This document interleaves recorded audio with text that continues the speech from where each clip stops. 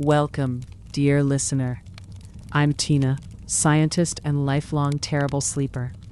I made AI for sleep to help ease my own restless nights after I learned a busy mind tends to drift off when it's gently occupied, not forced quiet. So everything here is built to give your thoughts somewhere soft to land. Sometimes the most important battles happen quietly, in places we never see. Tonight, we're going to explore one of those hidden battlegrounds where engineers and researchers work tirelessly to make artificial intelligence faster and more affordable. It's a world where every fraction of a second matters, where the cost of generating each word can add up to millions of dollars. At the center of this story lies a surprisingly elegant idea.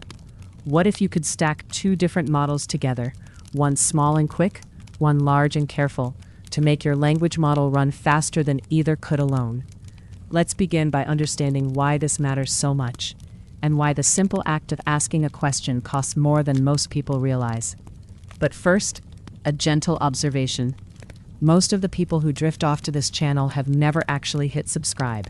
So if I've ever helped you in any way, you can return the favor with a simple and free action that will encourage me to keep going. Now, without further ado, let's fall asleep. When you ask ChatGPT a question, something expensive happens behind the scenes, and it's not what most people think. The cost isn't really about the electricity to run the computation, though that matters. It's about something much more fundamental, like trying to read a massive encyclopedia, one word at a time, while a dozen other people are also trying to read different parts of the same book simultaneously. To understand why inference costs money, we need to start with what actually happens when a large language model generates text. Think of the model as a giant, intricate recipe book, where each recipe has billions of ingredients and steps, all stored across multiple kitchen counters. And every time you want to make something, you need to reference thousands of these recipes in a very specific order. The first phase of generating a response is called prefill, and this is where the model reads and processes your entire prompt all at once. Imagine you're at a library, and instead of reading a book page by page, you somehow absorb every page simultaneously, understanding all the context, all the relationships, all the nuances in one massive gulp of comprehension.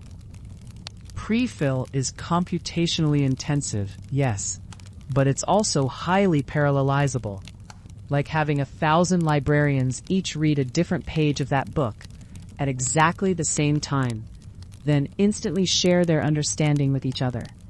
Modern GPUs excel at this kind of parallel work. So prefill, while requiring significant computation, happens relatively quickly and efficiently. But then comes the decode phase, and this is where the real cost lives. During decode, the model generates your response one token at a time, and each token depends on all the tokens that came before it. It's like writing a story where every single word must be chosen based on every word you've written so far, and you can't write the fifth word until you've completely finished writing the fourth. This sequential nature of decode creates a fundamental bottleneck that no amount of parallel processing can solve. You can't generate the 10th word of a response until you've generated the 9th, just like you can't put the roof on a house until you've built the walls, and you can't build the walls until you've poured the foundation. Here's where the economics get interesting, and it's all about memory bandwidth rather than raw computational power. Think of the model's parameters as a vast warehouse full of precisely organized boxes, where each box contains crucial information needed for generating text. And during decode, you need to visit nearly every aisle of this warehouse for every single word you generate. The GPU has to load billions of model parameters from memory for each token generation, but it can only move data from memory at a certain speed, like trying to move the contents of that entire warehouse through a single doorway, one box at a time. The doorway, your memory bandwidth, becomes the limiting factor, not the speed at which you can process each box once it arrives. This is why decode is fundamentally memory bandwidth bound, rather than compute bound. Your GPU might be capable of trillions of operations per second, but if it's spending most of its time waiting for data to arrive from memory, it's like having the world's fastest chef who spends most of their time waiting for ingredients to be delivered from the pantry. The cost implications become clear when you realize that during decode, you're essentially renting very expensive memory bandwidth for extended periods. If your response is 500 tokens long, that's 500 separate trips through the entire model, 500 times loading billions of parameters, 500 instances of that expensive memory bandwidth being fully utilized for just one user's request.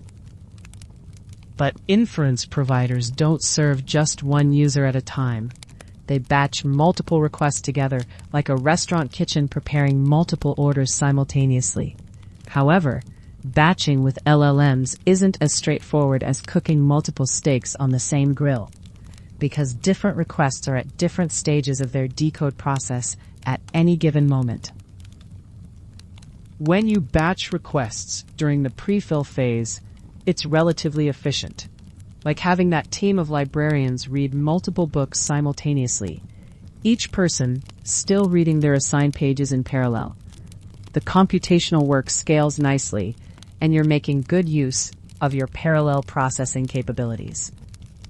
But batching during decode is more complex because you're trying to generate tokens from multiple requests that are each at different points in their sequential generation process.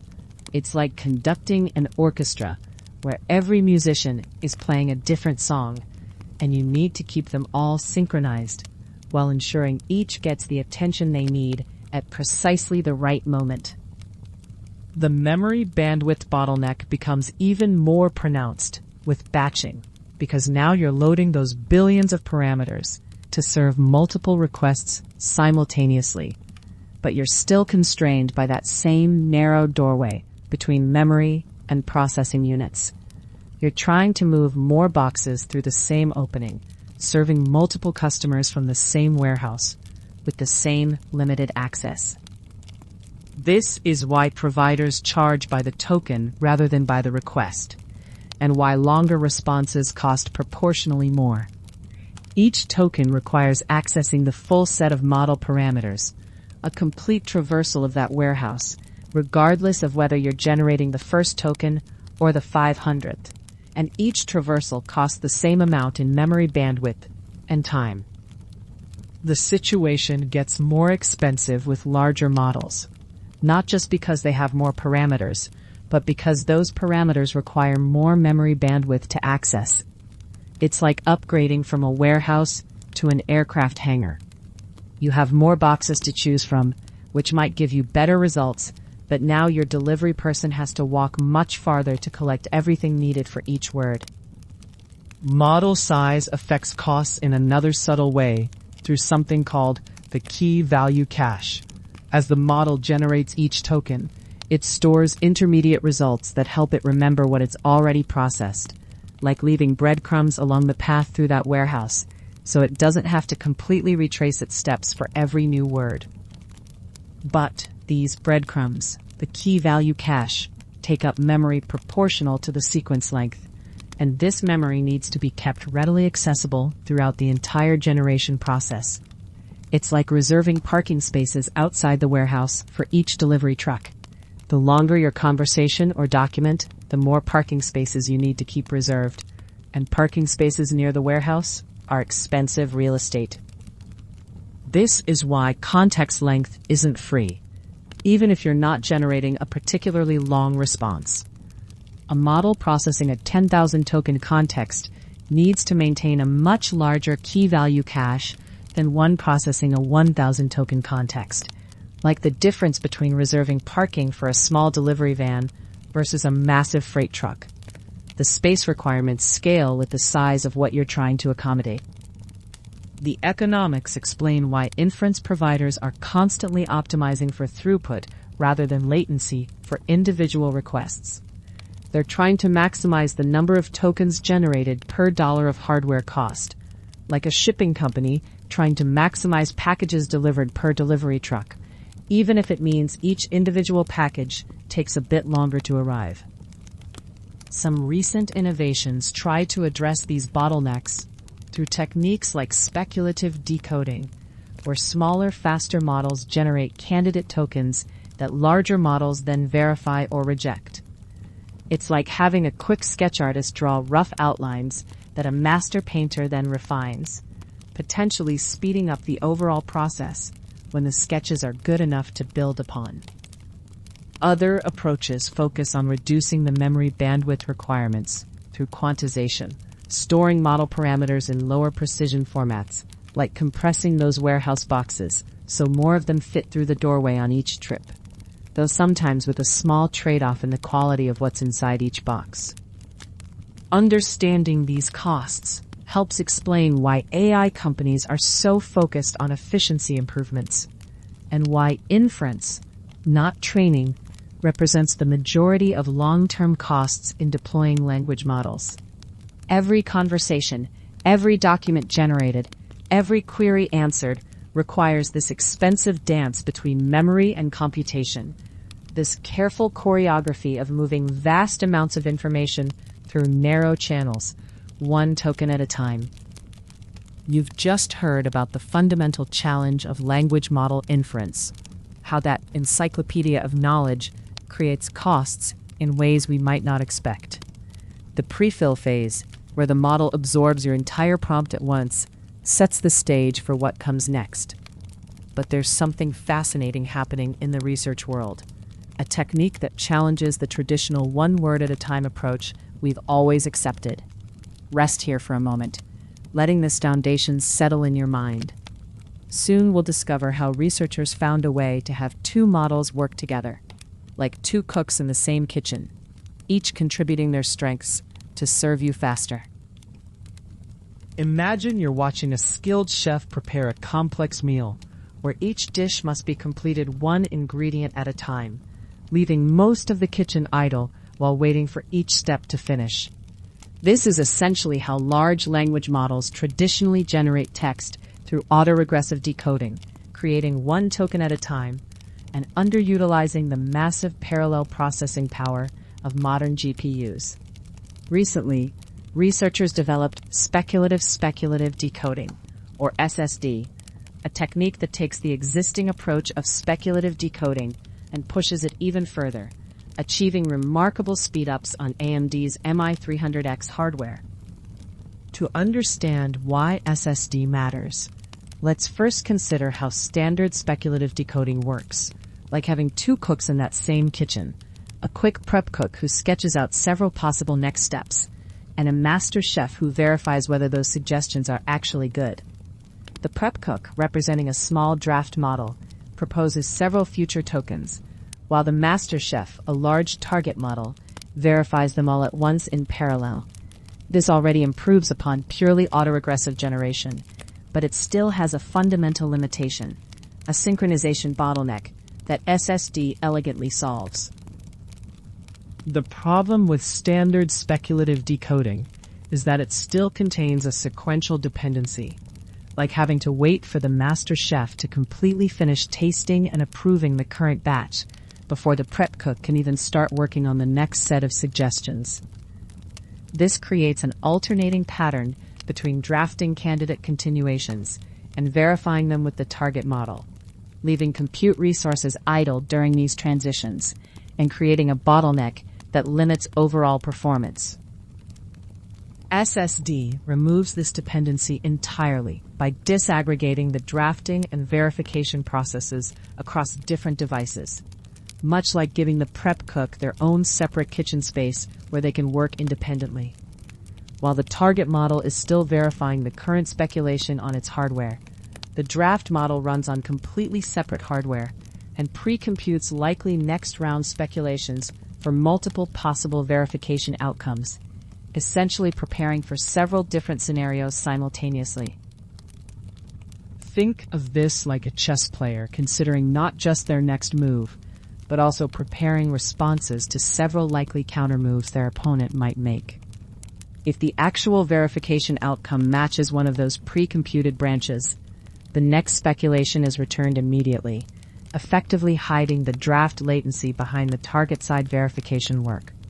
This approach spends otherwise idle compute cycles to prepare likely future paths in advance, turning what was previously wasted time into productive speculation. This optimization matters tremendously for interactive LLM systems, which are often latency-sensitive applications where users expect rapid response times. When draft latency can be hidden behind verification work, end users see faster token streaming without any changes to the actual model outputs, maintaining quality while improving the user experience. The research showed that SSD outperformed strong speculative decoding baselines and pushed the throughput latency Pareto frontier forward significantly. The AMD team's implementation on MI300X hardware follows the same high-level deployment pattern described in the original research. The large target model is sharded across multiple GPUs, while the smaller draft model runs asynchronously on a separate GPU. For their 70B benchmark configuration, SSD uses 5 MI300X GPUs in total, with 4 dedicated to the target model and 1 handling the draft model, creating a distributed system that can overlap computation effectively. The technical implementation required significant engineering work to enable SSD on AMD's ROCm software stack, much like adapting a complex recipe designed for one type of oven to work perfectly in a completely different kitchen setup. The team had to stress test multiple advanced inference components simultaneously: asynchronous multi-device scheduling, tree-style speculative decoding, paged KV cache management, custom attention masks, and graph-friendly execution, each presenting its own unique challenges. One of the most critical aspects of the enablement work involved identifying and fixing correctness bugs in the ROCm FlashInfer implementation. 2 independent issues were discovered during bring-up: a bfloat16 and fp16 MMA type confusion issue in the ROSUM kernel that caused draft token acceptance rates to collapse, and a row mapping bug in the custom mask code path that corrupted attention outputs for grouped query attention when tree decoding used custom masks. These fixes were essential because SSD relies heavily on tree decode and custom mask attention for preparing many speculative branches in parallel, like a tree with multiple branches, where each path represents a different possible continuation. Without fixing these fundamental issues, the algorithm would run but produce poor acceptance behavior or incorrect attention outputs, making the end-to-end SSD performance essentially unusable, despite appearing to function on the surface. The team also had to adapt the entire attention stack to work across ROCm-compatible backends, changing the default architecture target from NVIDIA's Compute Capability 9.0 to AMD's GFX 942, removing NVIDIA-only dependencies and adding compatibility layers for key attention functions. This work made the codebase more portable and reduced dependence on NVIDIA-specific packaging assumptions, opening up the implementation to a broader hardware ecosystem. To ensure robustness during development, they introduced a dual backend system with a backend switch called SSD Tree Decode Backend, offering 2 execution paths, like having both a high-performance sports car and a reliable backup vehicle. The FlashInfer backend serves as the default high-performance path, with HIP graph support, while the SDPA backend provides a correctness-oriented fallback path that runs eagerly, giving developers a reliable reference for debugging when issues arise. The team also automated the ROCm setup flow with a setup rocm.sh script that handles environment bring-up inside the ROCm container, including package checks, header patching, editable installation, optional flash attention builds, and sanity tests. This automation reduces the reproduction burden significantly and makes the MI300X path much easier for other engineers to validate and extend, lowering the barrier to entry for future development work. The benchmark results on MI300X hardware are quite impressive. Using Llama 3.2 Instruct as the draft model to accelerate Llama 3.1 70B Instruct across 4 different benchmarks: Alpaca, C4, Ultra Feedback, and Human Evil. The team compared 3 algorithms: autoregressive decoding, standard speculative decoding, and their SSD implementation across different tensor parallelism configurations to demonstrate the performance gains comprehensively.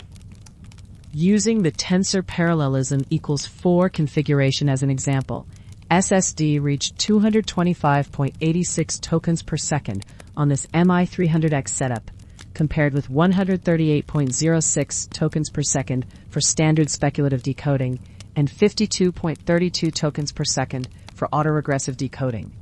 This translates to a 4.32 times speedup over autoregressive decoding and a 1.64 times speedup over conventional speculative decoding, demonstrating substantial performance improvements across the board.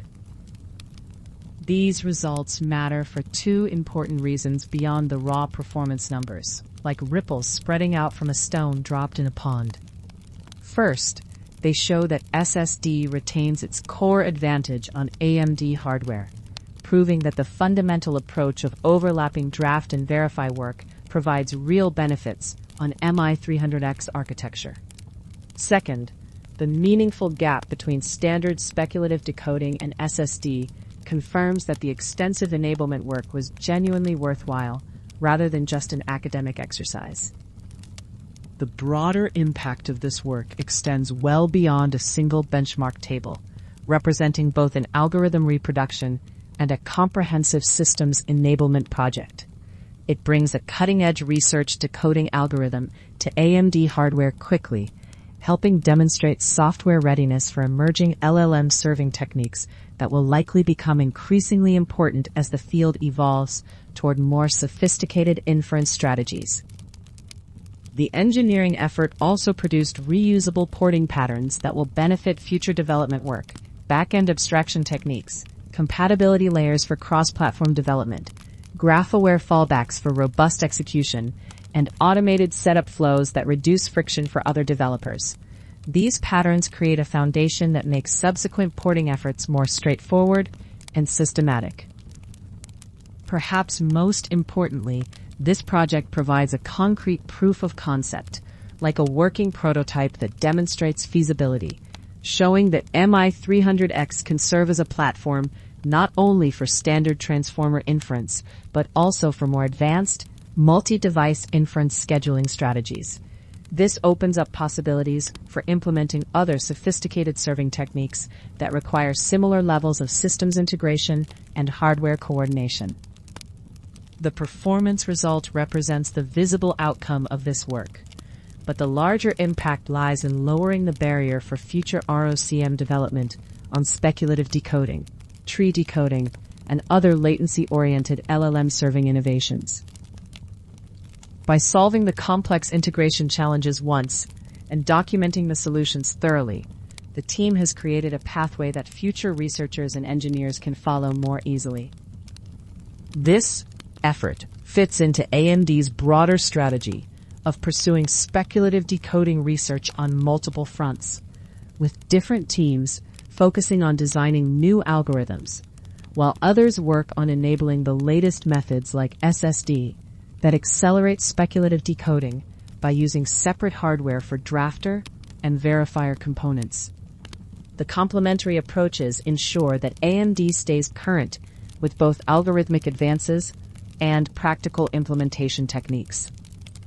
Looking at the bigger picture, SSD represents an elegant solution to a fundamental bottleneck in language model inference, much like finding a way to keep all lanes of a highway flowing smoothly, instead of having periodic traffic jams at merge points.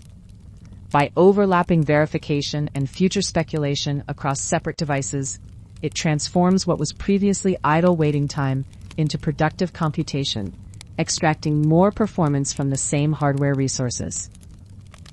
The success of this implementation on MI300X hardware demonstrates that ROCm is capable of supporting not only established inference stacks, but also the next generation of asynchronous and systems-heavy LLM decoding methods.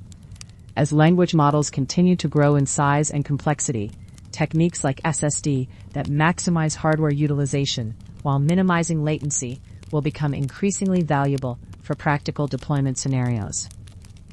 For practitioners working in this space, the availability of SSD on AMD hardware expands the options for building high-performance LLM serving systems, providing an alternative to NVIDIA-only solutions, while maintaining competitive performance characteristics.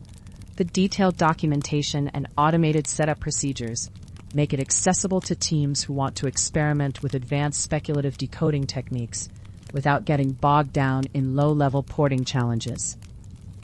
As you drift towards sleep, consider how this work exemplifies the ongoing evolution of machine learning inference optimization, where researchers and engineers continuously find new ways to squeeze better performance from existing hardware through clever algorithmic innovations and careful systems engineering.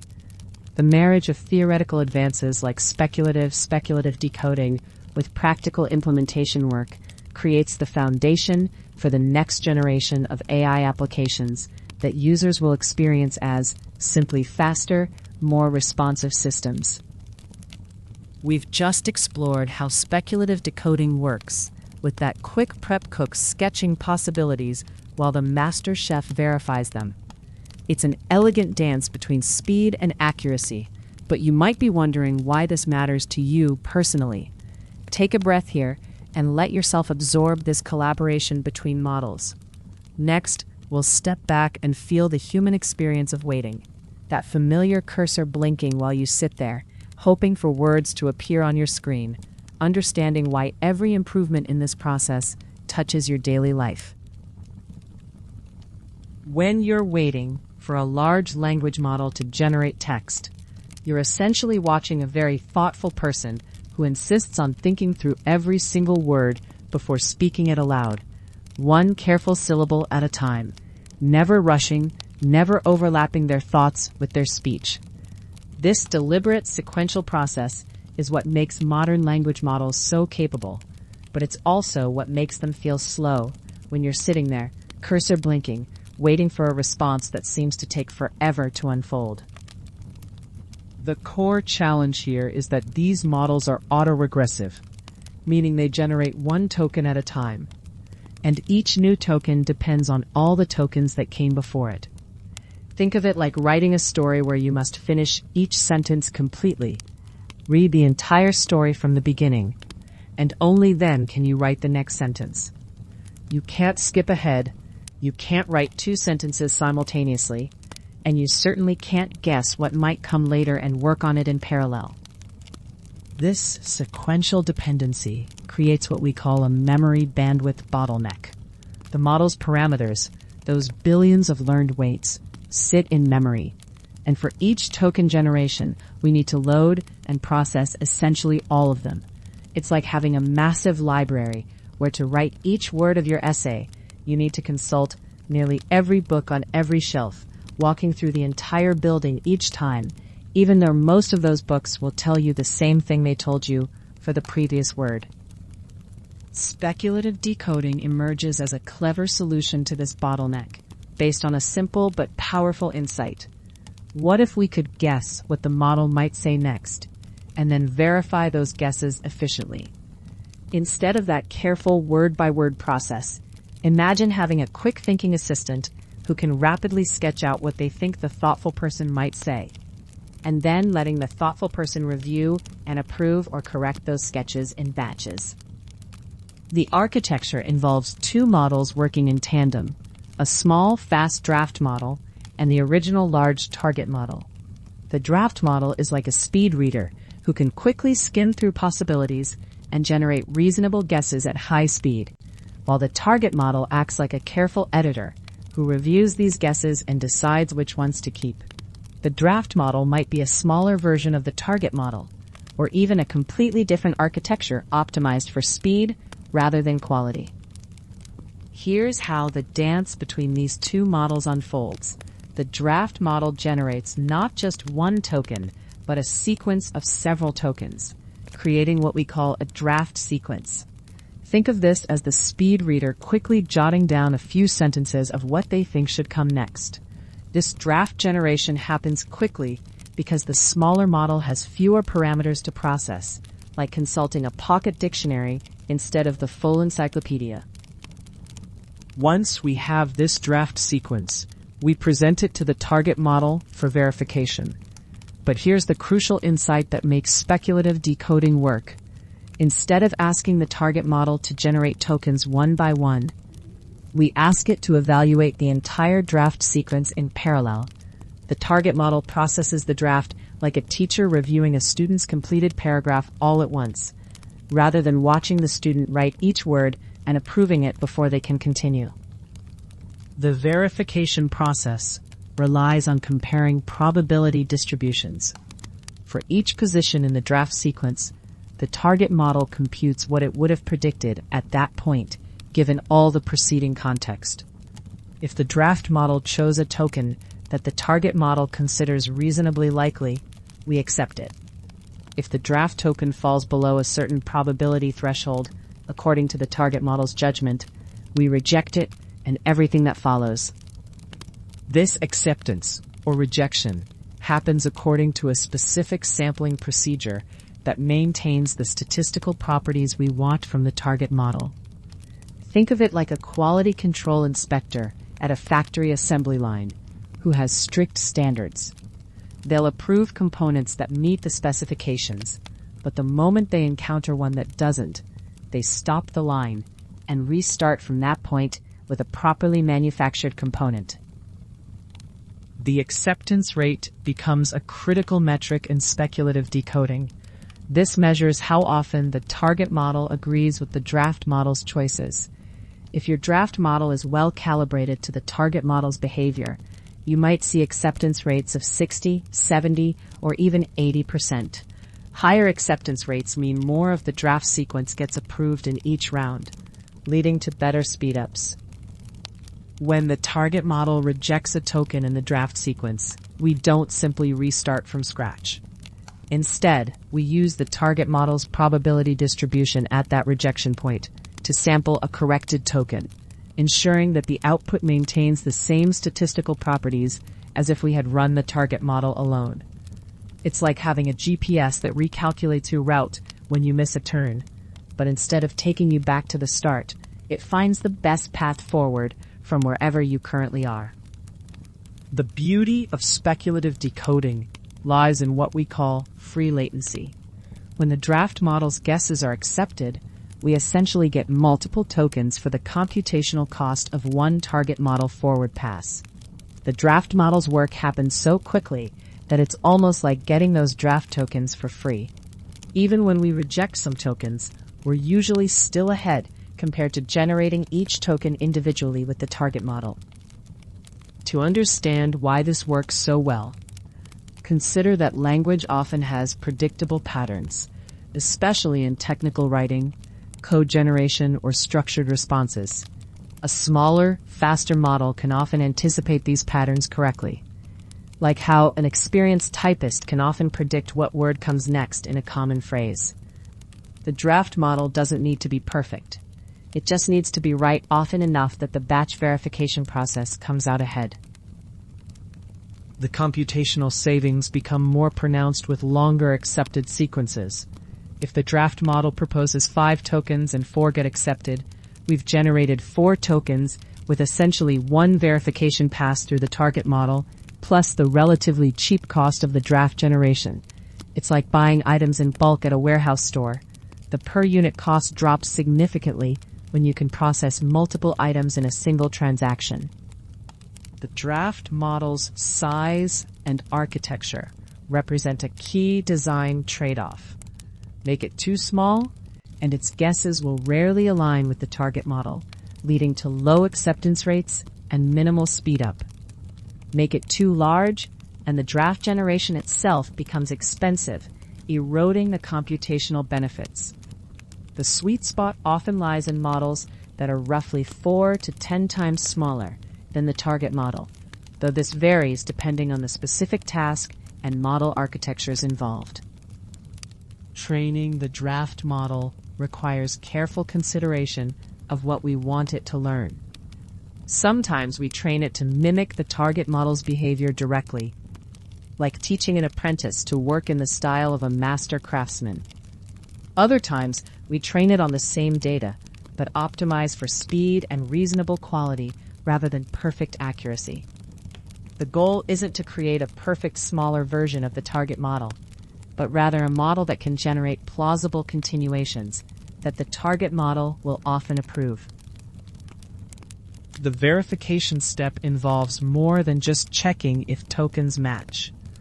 We need to ensure that the sampling process maintains the correct probability distributions so that the final output has the same statistical properties as if we had run only the target model.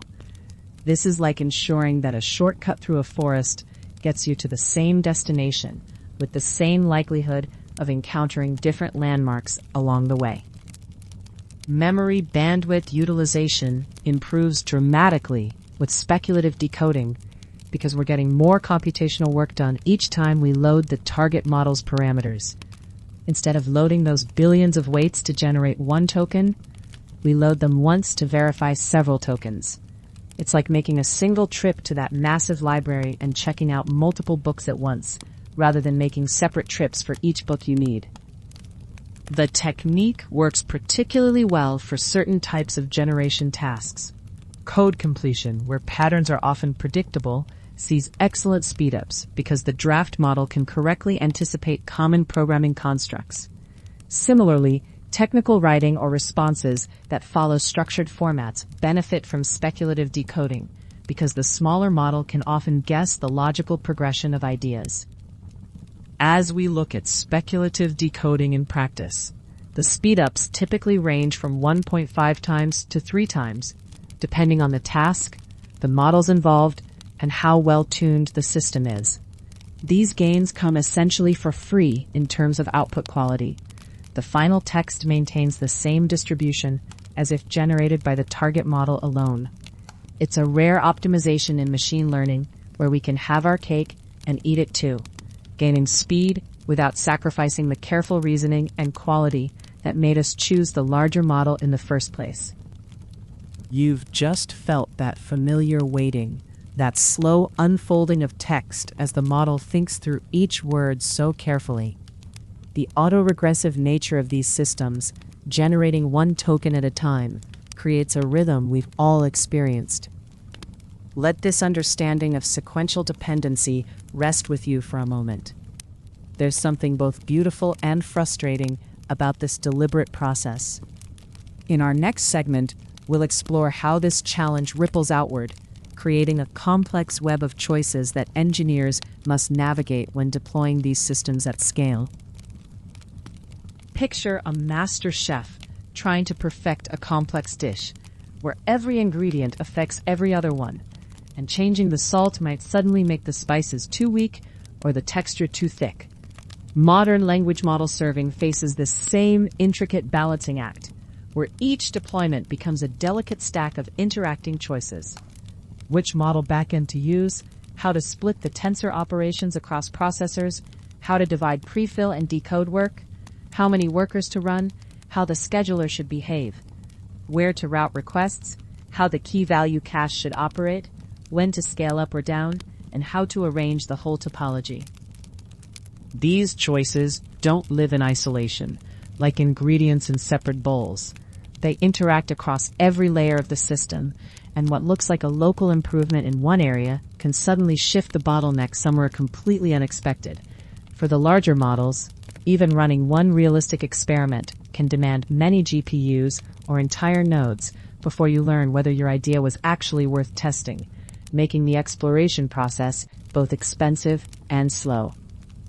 This challenge sparked the creation of DynoSim, which you can think of as a digital twin for the NVIDIA Dynamo serving stack. just as an architect might build a detailed scale model before constructing a skyscraper, DynoSim creates a workload-driven, discrete event simulation that captures the essential behaviors without requiring the full hardware investment. DynoSim weaves together measured engine forward pass timing, scheduler cores, router behavior, planner decisions, key value cache effects, and workload traces, all running on one unified virtual timeline. The goal isn't to create a purely analytical estimate, nor to build a bit-exact hardware emulator, but rather to achieve faithful serving simulation at the atomic level of forward passes, while extending up to cover the complete inference stack. The system proves remarkably fast in practice. Implemented as a full-stack Rust application that runs with impressive efficiency. On an Apple M4 MacBook Air, the single-threaded implementation can replay a complete 23,608 request trace called Mooncake, with 8 round-robin workers and 512 token blocks, in just 2.41 seconds of wall time, while the simulated serving window represents 60.1 minutes of activity, achieving roughly 1,500 times faster than real-time performance. With DynoSim running at this speed, parameter sweeps can map out the Pareto frontier for any given workload on existing hardware, while an auto-research-style workflow can propose algorithmic changes to the various components, suggesting better router cost functions, improved planner heuristics, or more effective cache policies. The architecture follows a composition principle, much like building with modular blocks rather than carving from a single stone. DynoSim isn't one monolithic model, but rather a collection of serving components that all run on the same simulated timeline, where a replay harness drives workload arrivals. Single-engine simulations model worker local scheduling and forward pass timing, and multi-engine simulations add the system behaviors that only emerge across multiple workers. The foundation rests on discrete event simulation, which gives DynoSim a virtual clock and an event queue, like a sophisticated scheduling system where components never wait in real time. Instead, they schedule future events with modeled durations, request arrivals, scheduler steps, forward passes, key value transfers, worker startups, or planner actions, and the runtime simply jumps to the next timestamp, updates the system state, and lets the affected components schedule additional work. When a request travels through this digital twin, it follows a clear journey that mirrors the real system. A load generator such as Dynamo AI Perf emits a request from either a trace or synthetic workload. The router decides where that request should go or whether it should wait. The selected engine scheduler batches the request into either a prefill or decode pass, and hardware-informed timing estimates the duration of that pass. Along this path, key value handoff, cache, or offload-related events get scheduled on the same virtual timeline. Decode operations produce visible output tokens, and the trace collector records both request-level and system-level metrics. The crucial insight is that every component decision ripples forward to change future events, like stones thrown into a pond, where a router decision affects a worker's queue, a planner scaling decision delays available capacity, and a key value movement decision can alter when decode operations begin. The replay harness acts as the conductor of this orchestra, connecting workload generation to the simulated components and then back to metrics collection. For fixed traces, arrivals can be scheduled directly from the recorded data, while for feedback-driven workloads, such as multi-turn conversations or agentic traffic, the harness waits for completions before issuing follow-up requests.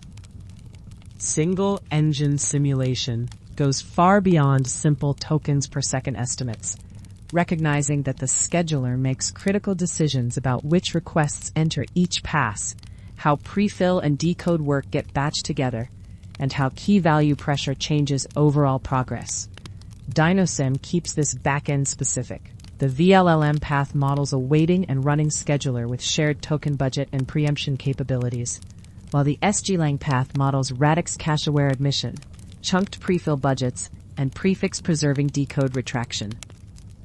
AI Configurator fits into this picture like a precision instrument, providing engine-side timing estimates. Given the model, backend, system, tensor parallel shape, and pass shape, it estimates how long prefill or decode work should take, while the scheduler simulation decides what each pass contains, creating a division of labor where AI Configurator informs pass speed and the scheduler models the serving behavior around that pass. This scheduler layer matters tremendously because while AI Configurator provides strong fidelity to real silicon for engine-side performance, especially for throughput and token timing, the time to first token becomes sensitive to how requests wait, batch, chunk, and enter prefill under high concurrency conditions, requiring careful modeling of these queuing behaviors. Multi-engine simulation captures the real power of Dynamo, which comes from components that make online decisions based on active system feedback, like a responsive ecosystem where each part responds to signals from the others. A router needs current cache state and decode load information. The planner needs traffic patterns, worker state, and SLA signals, and the key value block manager needs transfer pressure, tier capacity, and future cache availability data. The system models these feedback loops using the same timestamp ordered event queue, where each component observes the current simulated state and schedules future decisions or completions back into that shared queue. For concrete router and key value block manager results, the baseline setup uses the full 23,608 request Mooncake trace, Minimax M2.5 FP8 on NVIDIA HGX B200, VLLM 0.14.0 timing from AI Configurator, tensor parallelism of 4, and offline replay. Comparing round-robin routing with the key value router reveals meaningful differences in performance, even with distributed offload disabled, showing that routing and cache placement decisions alone can significantly impact system behavior. The key value block manager operates like a sophisticated librarian, managing blocks across the serving memory hierarchy, local high bandwidth memory, host memory, solid-state drives, and distributed or remote cache systems. Local, lower-tier cache behavior can often be modeled as timing and resource pressure effects. GPU memory, host memory, transfer bandwidth, tier capacity, and eventually disk storage. Distributed cache modeling becomes more interesting because offload, onboard, remote read, and placement decisions affect routing, scheduling, queuing, and future cache state, requiring registration as events on the same timeline as the rest of the serving infrastructure.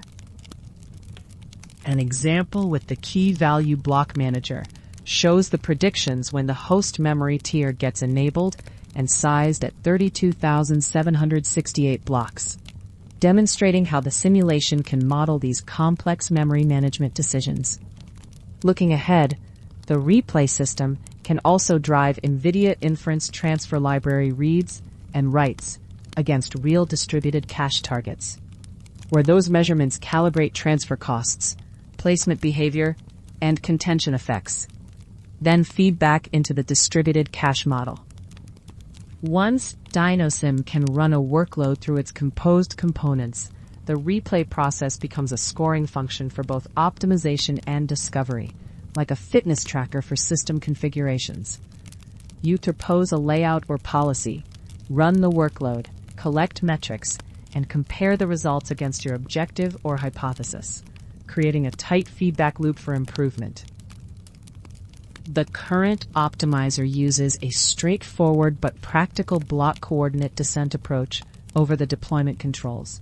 Choose a tensor parallel shape, choose a worker split for that shape, then choose the router settings. This works because the current search space remains small and locally smooth enough for coarse coordinate search to find useful candidates, though as the search space grows, the same replay scoring loop can connect to more sophisticated black box optimizers. More intriguingly, the replay loop isn't limited to structured parameter knobs, but can support an auto-research style approach where an agentic system proposes non-trivial code changes, rebuilds Dynamo, reruns the same trace, and keeps only changes that improve the objective, turning replay into a bounded research loop for exploring router cost functions, planner heuristics, and cache policies that would be awkward to express as simple parameter grids. The planner provides an excellent focus for discovery examples because autoscaling fits DynoSim for two compelling reasons. First, the interesting behaviors are macro-scale phenomena that emerge from minutes of traffic, delayed worker startup times, capacity churn, and feedback between scaling decisions, queues, and routing, none of which a small unit test can exercise faithfully. Second, evaluating autoscaling in a full Kubernetes setup proves expensive per policy change, both in GPU hours and engineer time, making DynoSim's ability to aggressively sweep these effects before standing up the full environment particularly valuable. 3 experiments using the mooncake trace with Qwen 332b at tensor parallelism of 2 on H200 SXM illustrate this capability beautifully. The first experiment compares static deployments against dynamic deployment with the planner, sweeping static replica counts with fixed deployments of different engine replica numbers, and overlaying one planner run with SLA targets of 1500 milliseconds time to first token and 50 milliseconds inter-token latency. The dynamic deployment with planner reaches a much better cost latency point, achieving far lower 90th percentile time to first token and inter-token latency than any static deployment while using fewer GPU hours simultaneously.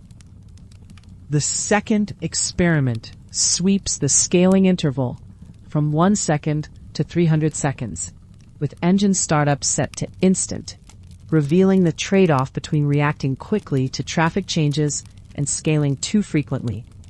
The 90th percentile time to first token stays roughly constant from 1 to 10-second intervals, but scaling events drop sharply from 1,529 to 233, while after about 30 seconds, the planner reacts too slowly to traffic bursts.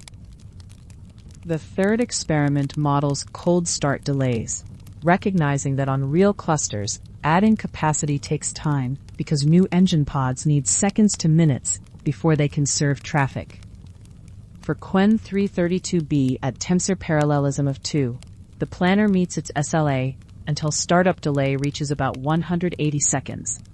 But around 200 seconds performance drops sharply, and by 300 seconds the system gets stuck behind traffic bursts, with 90th percentile time to first token reaching 242 seconds. These experiments illustrate how the design space can be explored efficiently and cheaply, like having a wind tunnel for testing aerodynamic changes before building the actual aircraft. The goal isn't to replace real cluster validation, but to make that validation more focused and purposeful, where simulation becomes the inner loop for design exploration, while real clusters remain the outer loop for final validation. Between these loops, Dynamo can test serving algorithms as complete systems, scheduler behavior, routing policies, planner control, key value and cache movement, workload shapes, and measured engine timing, all working together in realistic combinations rather than in isolation. Looking toward the future, the plan includes closing this loop in production environments as well, where a smart sweeping algorithm built on DynoSim would run periodically against recently recorded production traffic, search the configuration space under current workload distributions, and recommend or directly apply reconfigurations when materially better deployments are discovered. This continuous optimization makes sense because traffic patterns drift over hours and days, like weather systems that slowly shift and change, bringing different prompt mixes, input and output length distributions, and burst patterns. What represented the optimal tensor parallel shape, prefill and decode split, router policy, and planner settings last week may no longer be optimal today, making a continuous dynosim-driven sweep valuable for keeping live deployments tracking the current optimum instead of relying on one-shot launch decisions that gradually become stale. I'm curious how this one sits with you. Does the idea of where all of this is heading comfort you or quietly unsettle you? Tell me in the comments. I read them on my own sleepless nights. We've just seen how model serving becomes this delicate balancing act, where every choice affects every other choice, like ingredients in a complex dish. The intricate stack of decisions, from tensor operations to cache management, shows us how challenging it is to optimize these systems. Breathe here and let yourself appreciate the complexity these engineers face daily. As we continue, we'll discover how each wave of AI progress has brought its own scaling challenges, and how we're now entering a new era that demands different kinds of computational thinking.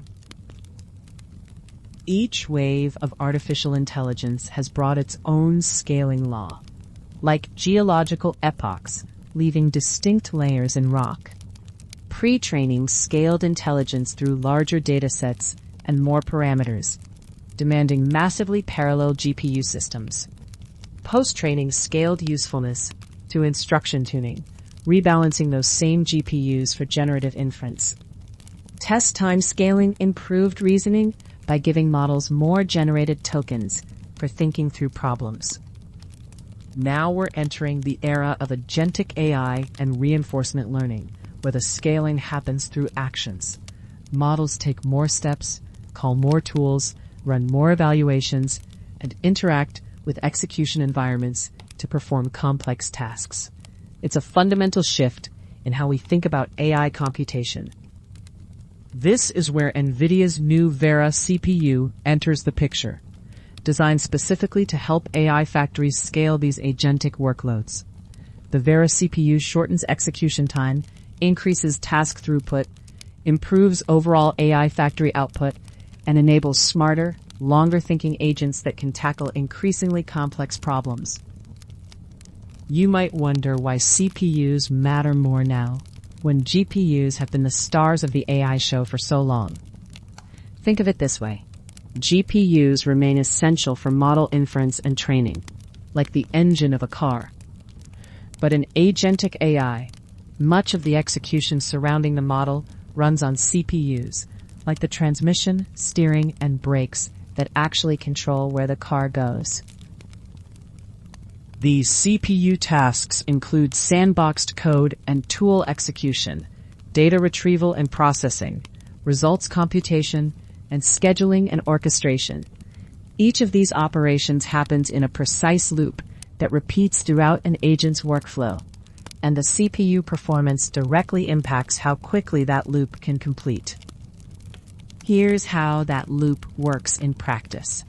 A prompt kicks off generation, either from a user, reasoning tokens, or a previous turn's result, something like, I should compile and run hello.c.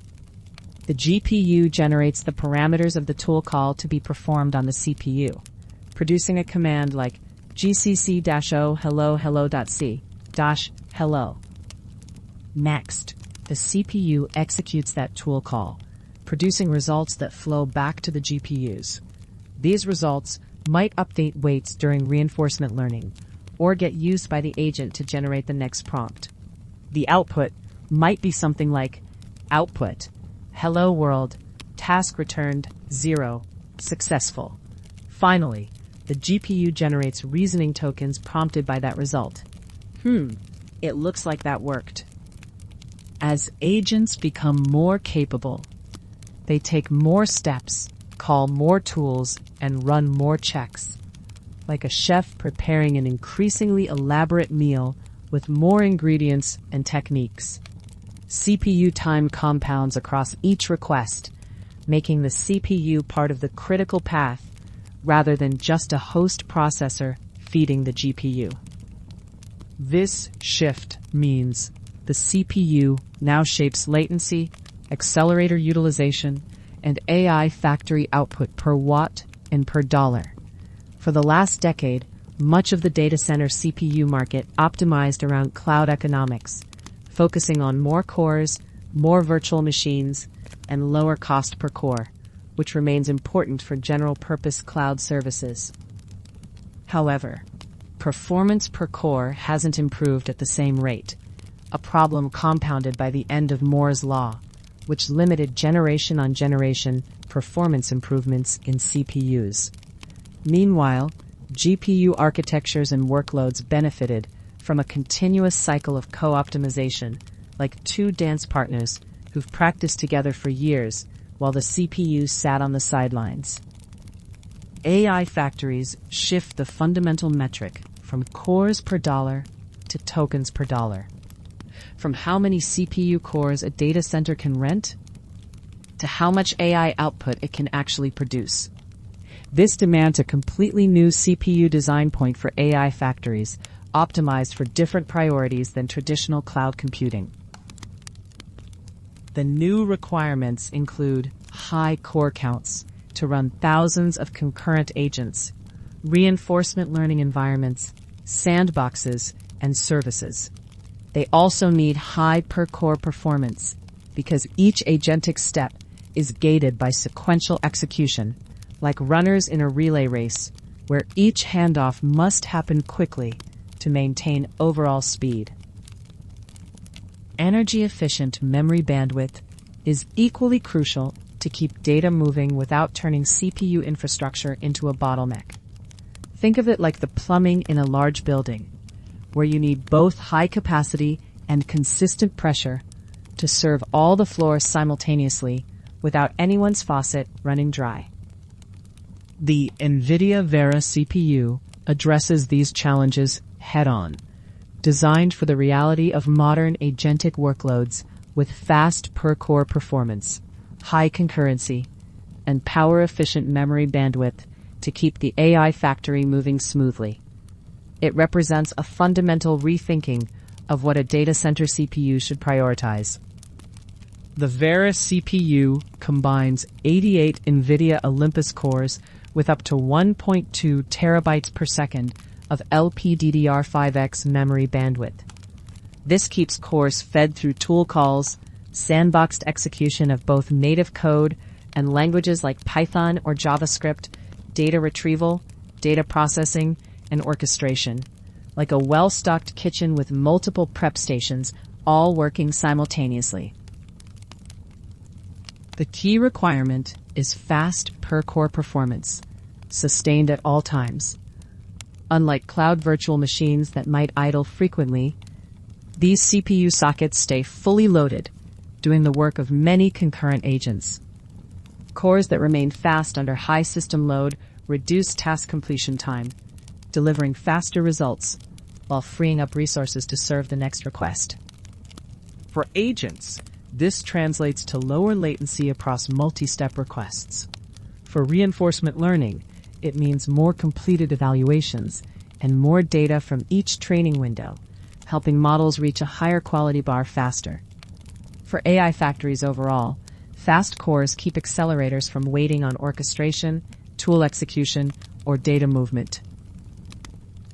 Delivering this level of performance requires the core, memory subsystem, and fabric to be designed together as an integrated system, like the components of a high-performance race car, where the engine, transmission, and aerodynamics are all optimized to work together.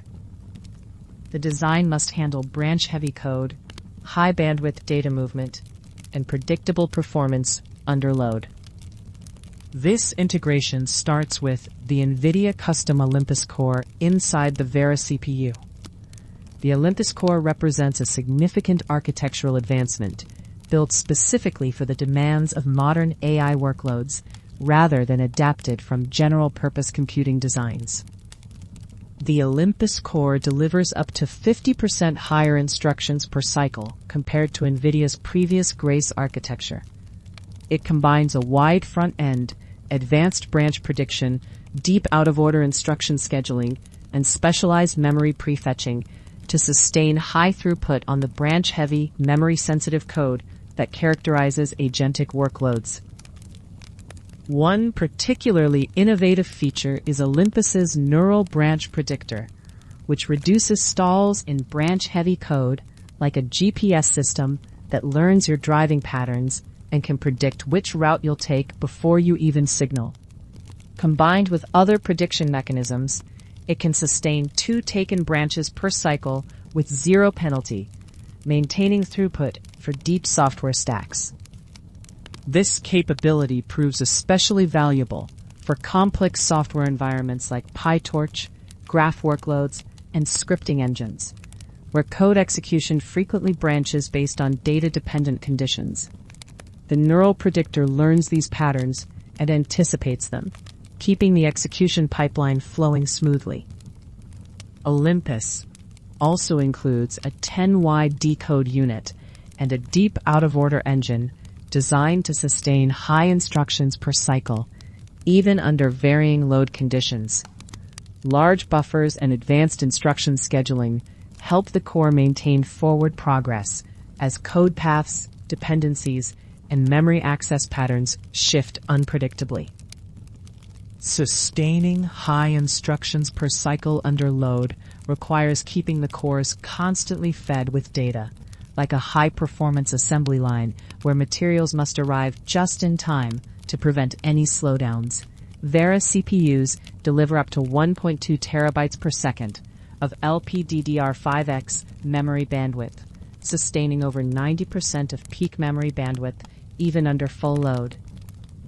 The memory subsystem also offers 40% lower peak memory latency compared to traditional x86 CPUs, ensuring Olympus cores receive data on time through retrieval operations, analytics workloads, sandbox execution, and orchestration tasks.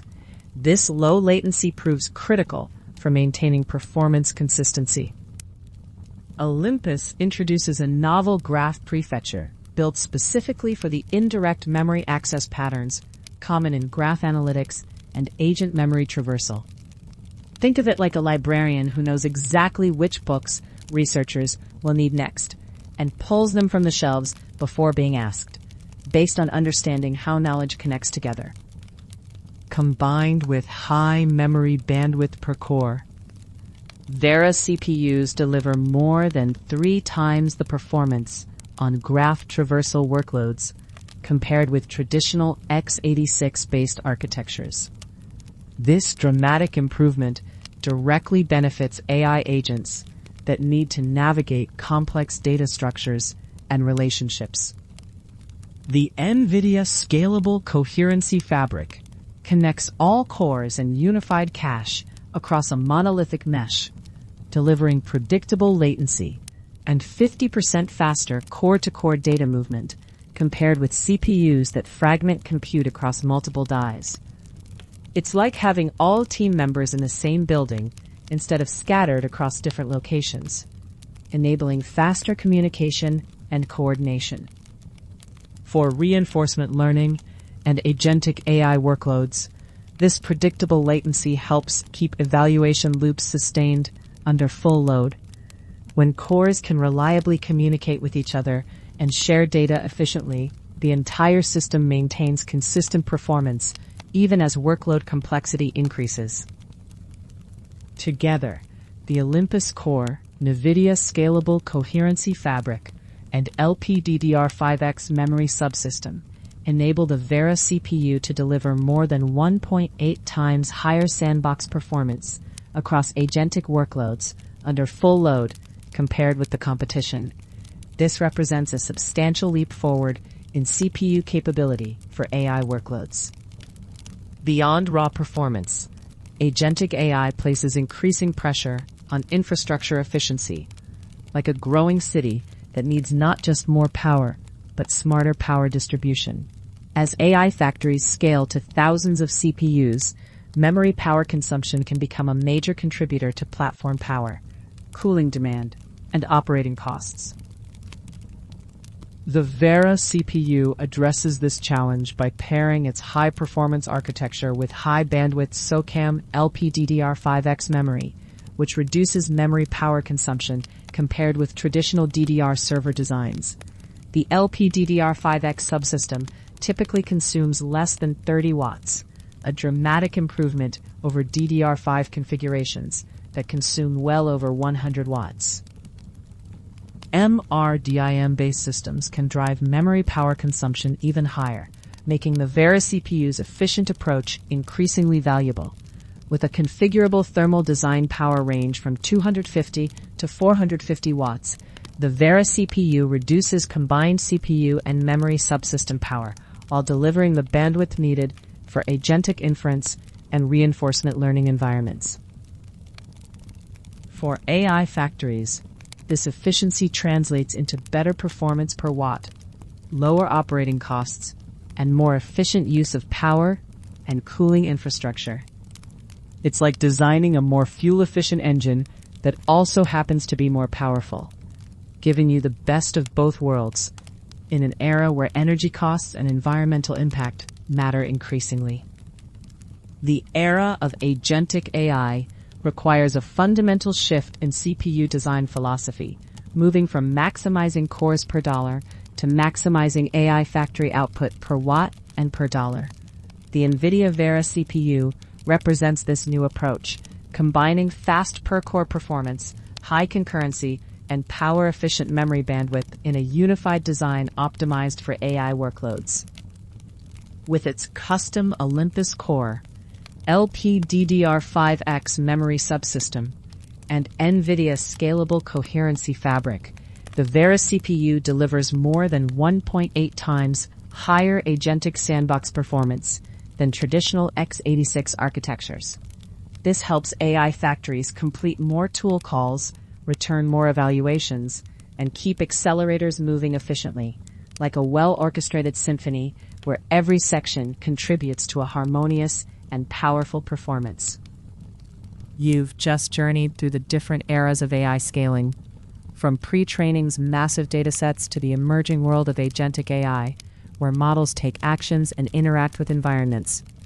Each epoch has left its mark, like those geological layers in rock.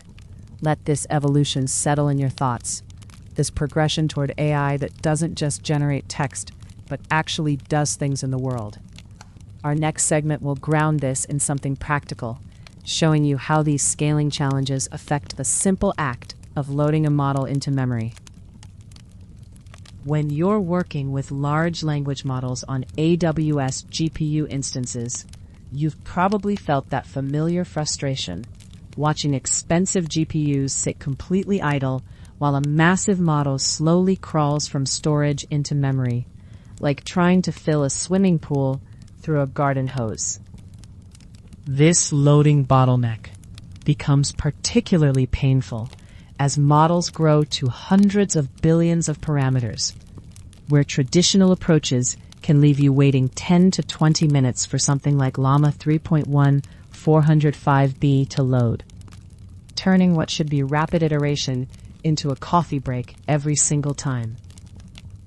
The core problem lies in how traditional model loading works, funneling everything through a single narrow pathway, much like trying to move 8 lanes of highway traffic through a single toll booth, where each piece of data must pass through CPU memory before reaching its final destination on the GPU.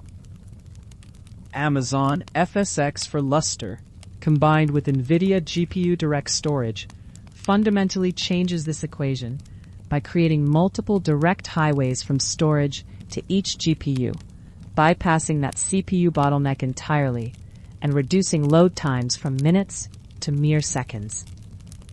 To understand the magnitude of this improvement, consider AWS's recent P6e and P6 instance families, powered by NVIDIA's Blackwell architecture, where the flagship P6e Ultra server packs 72 NVIDIA Blackwell GPUs into a single interconnected domain with 13.4 terabytes of high bandwidth memory and 360 petaflops of compute power.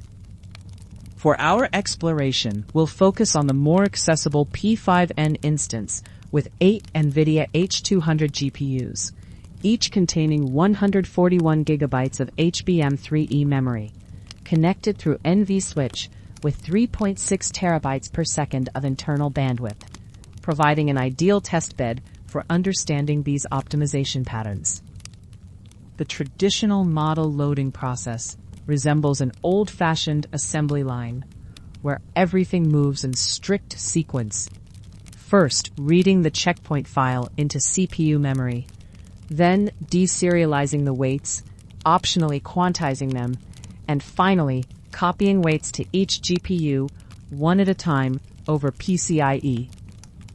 This pipeline becomes severely bottlenecked because it's fundamentally single-threaded and CPU-bound, like having a single worker trying to distribute packages to 8 different warehouses, where each delivery must be completed before the next one can begin.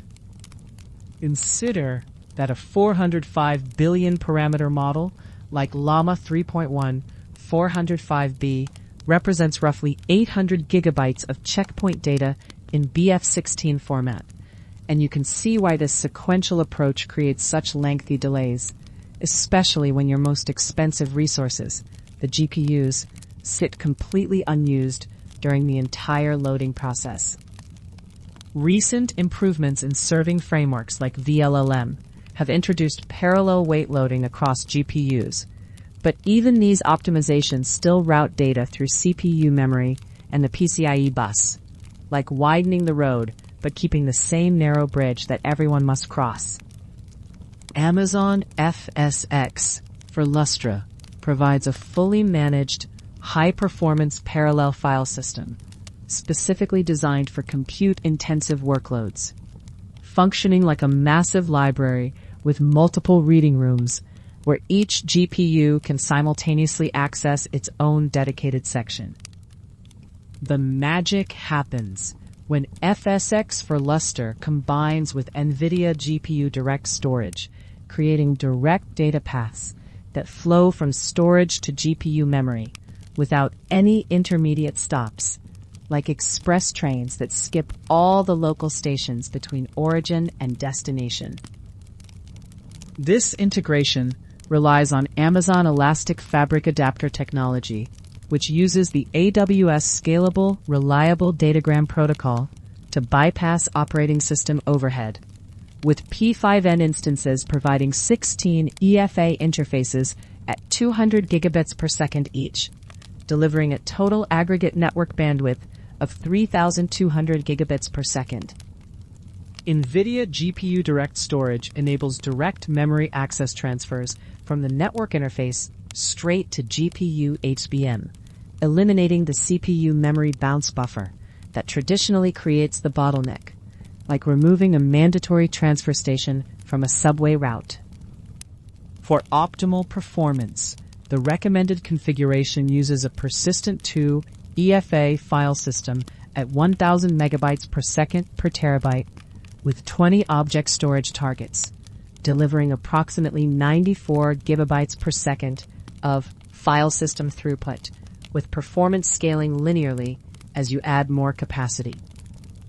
The setup process involves configuring your P5EN client for GDS-enabled access to FSx for Lustre, following AWS-provided configuration scripts that automatically detect your instance type and configure the correct EFA interfaces with NUMA-aware CPU partitioning that persists across reboots.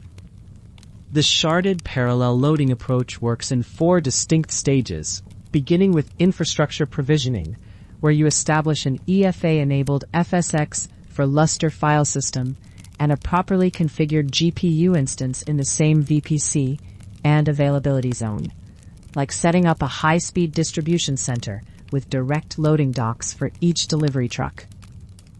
Stage 1 involves pre-sharding and pre-quantizing the model weights offline, using VLLM to split the model into 8 tensor parallel shards with FP8 quantization, transforming the standard BF16 format into optimized chunks that each GPU can consume directly.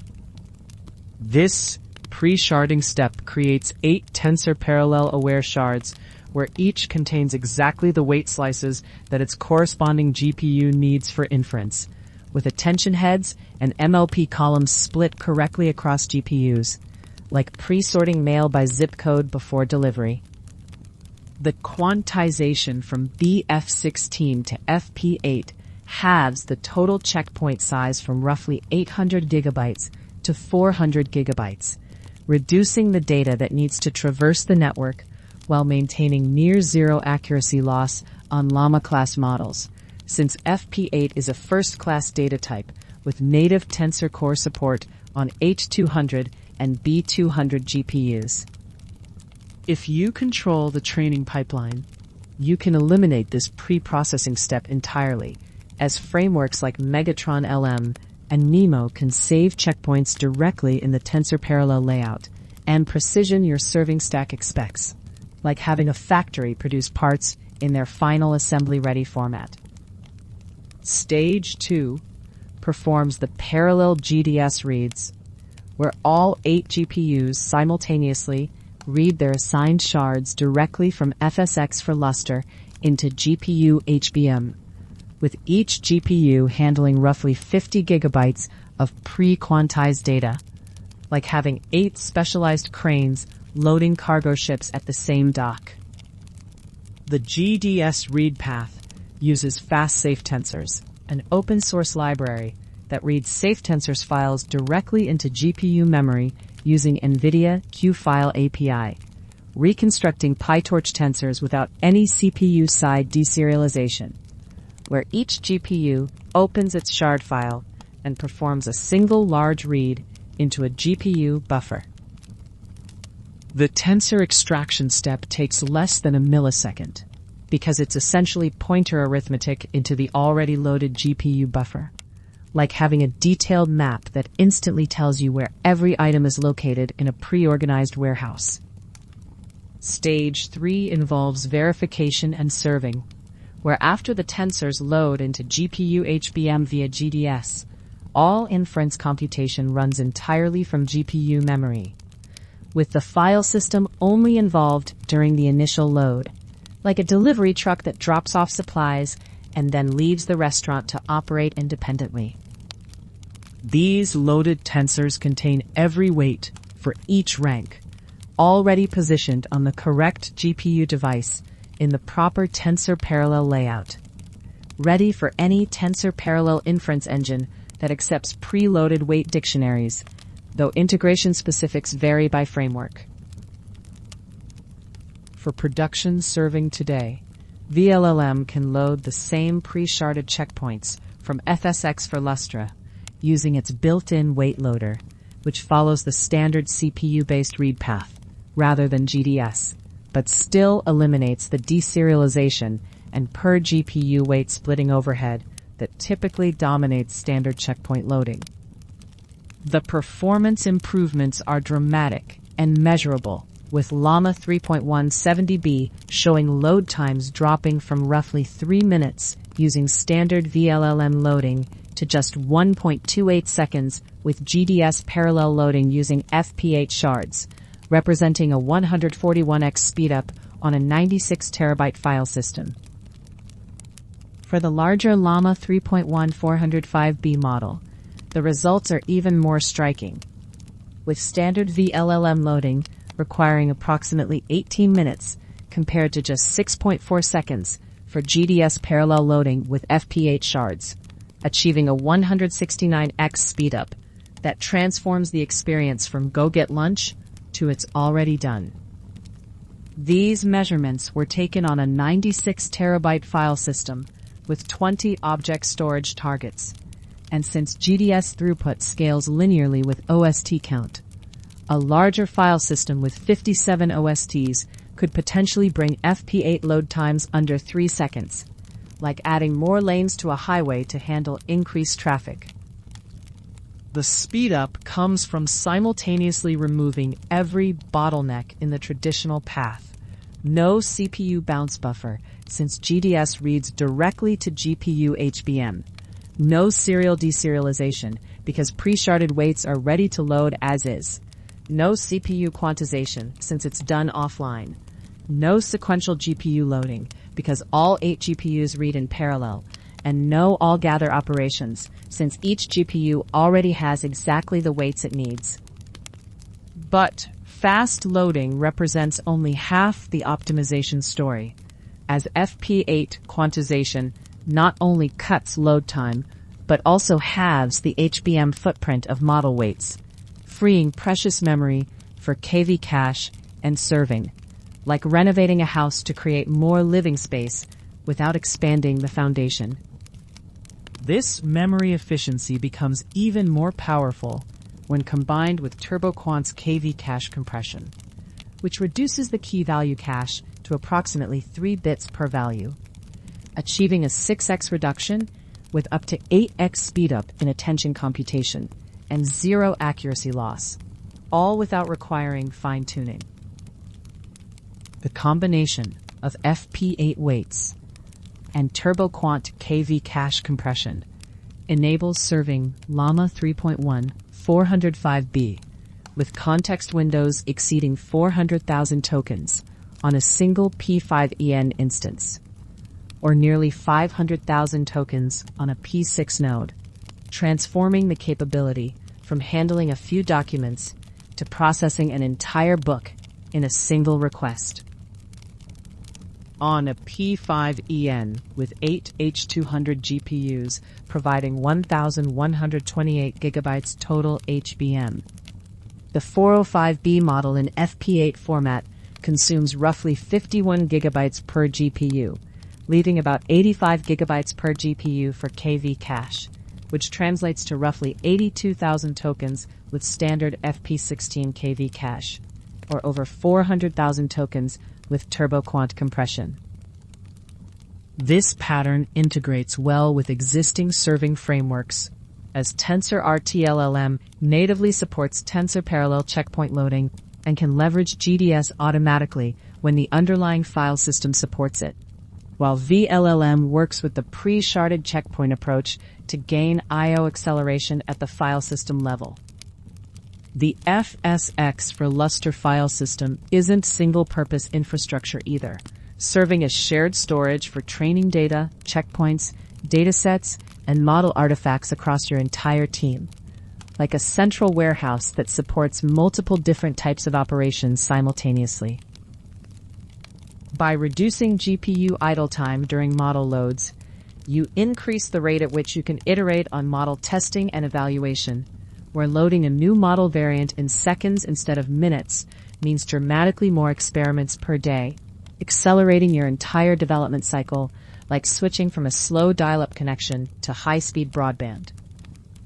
The key benefits of this approach extend far beyond just faster loading times, delivering dramatically faster cold starts, where new inference instances are ready in seconds rather than minutes, improved autoscaling that responds in near real-time to demand spikes, and lower cost per token, since GPUs spend their time serving inference rather than waiting for weights to load. Additionally, you gain faster fault recovery, where failed instances are replaced and serving traffic in seconds. Scaling that works across entire clusters, where every node loads independently from the same shared file system in parallel, and vastly increased context windows, where TurboQuant enables 5 times longer context on the same hardware, fundamentally changing what's possible with your existing infrastructure. We've just experienced that familiar frustration of waiting for massive models to load, watching expensive GPUs sit idle like a swimming pool filling through a garden hose. The loading bottleneck, especially with hundreds of billions of parameters, turns rapid iteration into a series of coffee breaks. Rest here with this understanding of how infrastructure shapes our daily experience with AI. Next, we'll explore another kind of waiting that happens in production systems, where container startup times create their own bottlenecks in the deployment process. Picture your morning coffee routine, where you grind beans, heat water, and wait for that perfect brew to drip into your cup, each step taking its own sweet time. Container deployments in machine learning have traditionally followed a similar pattern of sequential waiting, but now there's a fascinating technology called SOCI, or Seekable OCI, That's changing how we think about container startup times, particularly for AWS deep learning AMIs and deep learning containers. When organizations deploy AI and ML workloads at scale, container startup time becomes a genuine bottleneck in production environments. Whether you're spinning up training jobs, serving inference endpoints, or scaling GPU clusters automatically, the time spent downloading multi-gigabyte container images directly impacts cost, user experience, and operational efficiency. Think of traditional container deployment like moving into a new house where you must unpack every single box before you can sleep in your bed or cook your first meal. Standard Docker image pulls force teams to download entire images, often 15 to 20 gigabytes, before workloads can begin. And this process can take 4 to 6 minutes for images commonly used in production. During development, a few minutes of wait time barely registers on your radar, like waiting for toast to brown while you're leisurely reading the morning news. In production environments, however, those same minutes accumulate rapidly, creating cascading problems across your infrastructure. Organizations deploying deep learning infrastructure at scale encounter several critical challenges that compound like dominoes falling in sequence. Prolonged cold start times mean that standard Docker pulls can delay training jobs and inference endpoints during scaling events, while expensive GPU instances sit idle during image pulls, burning through compute hours. When demand spikes trigger automatic scaling, slow container startup times prevent rapid response, leading to degraded performance or dropped requests. Meanwhile, large-scale deployments pulling massive images simultaneously can saturate network bandwidth, creating those cascading delays we mentioned, and data scientists waste valuable time waiting for containers during iterative development cycles. SOSI addresses these challenges through a layer-based indexing system that maps file locations within container images, enabling what's called lazy loading. Imagine a well-organized library where instead of carrying every book to your reading table, you have a detailed catalog that tells you exactly which shelf holds the specific chapter you need right now. This approach allows containers to start with only the necessary files loaded initially, with remaining components fetched on demand as your application actually needs them. The result is reduced network bandwidth usage and dramatically improved container startup times, making SOCI particularly valuable for organizations managing large container images in cloud environments. AWS deep learning AMIs and deep learning containers now offer 3 distinct pulling mechanisms that work like a sliding scale of trade-offs, each optimized for different scenarios. Standard Docker pulls operate sequentially and slowly, like a single file line at the grocery store checkout. SOCI Parallel Pull provides faster startup times by chunking downloads simultaneously, similar to opening multiple checkout lanes during rush hour, though this approach consumes more compute resources. SOCI Lazy Loading, on the other hand, provides near-instant container loading, but requires files to be fetched on demand, like having a personal shopper who brings you items as you realize you need them. The choice between lazy loading and parallel pull modes depends on several factors, including your image characteristics, instance specifications, and storage configuration. Lazy loading requires images to have a SOCI index, and without one, the system gracefully falls back to standard pulling behavior.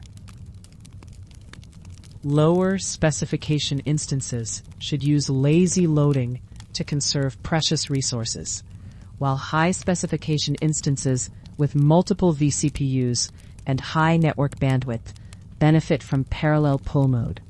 Storage performance creates another layer of considerations, like choosing between different types of roads for your daily commute. EBS volumes are bounded by their provisioned IOPS and volume type, potentially creating bottlenecks during unpacking operations, while NVMe Instant Store delivers maximum I/O performance at the cost of data persistence across instant stop and start cycles. Each storage option offers its own balance of speed, cost, and reliability. Let's examine some concrete benchmarks that demonstrate SOCI's impact, starting with lazy loading mode using a VLLM deep learning container. Picture this as a controlled experiment where we measure the difference between unpacking your entire moving truck versus just grabbing the essentials to get through your first night in a new home.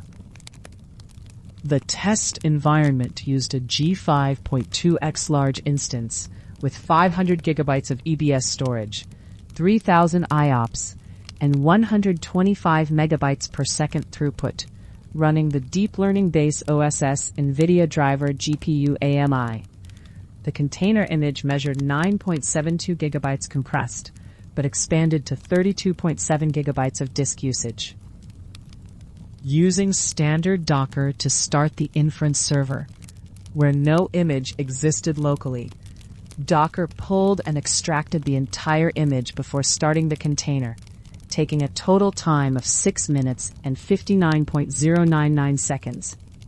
This represents the traditional approach, methodical but time-consuming, like carefully unpacking every box before settling in.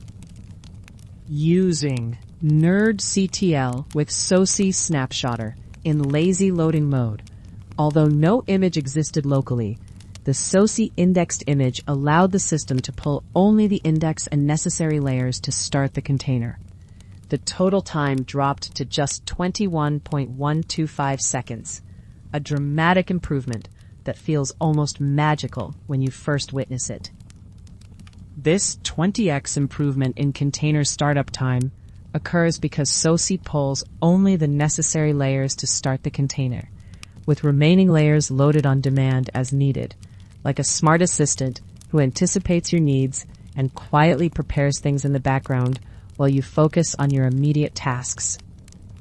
Parallel pull mode takes a different approach, downloading the entire image before startup, but doing so with higher concurrency than standard Docker pulls, like coordinating multiple delivery trucks to arrive simultaneously rather than waiting for each one in sequence.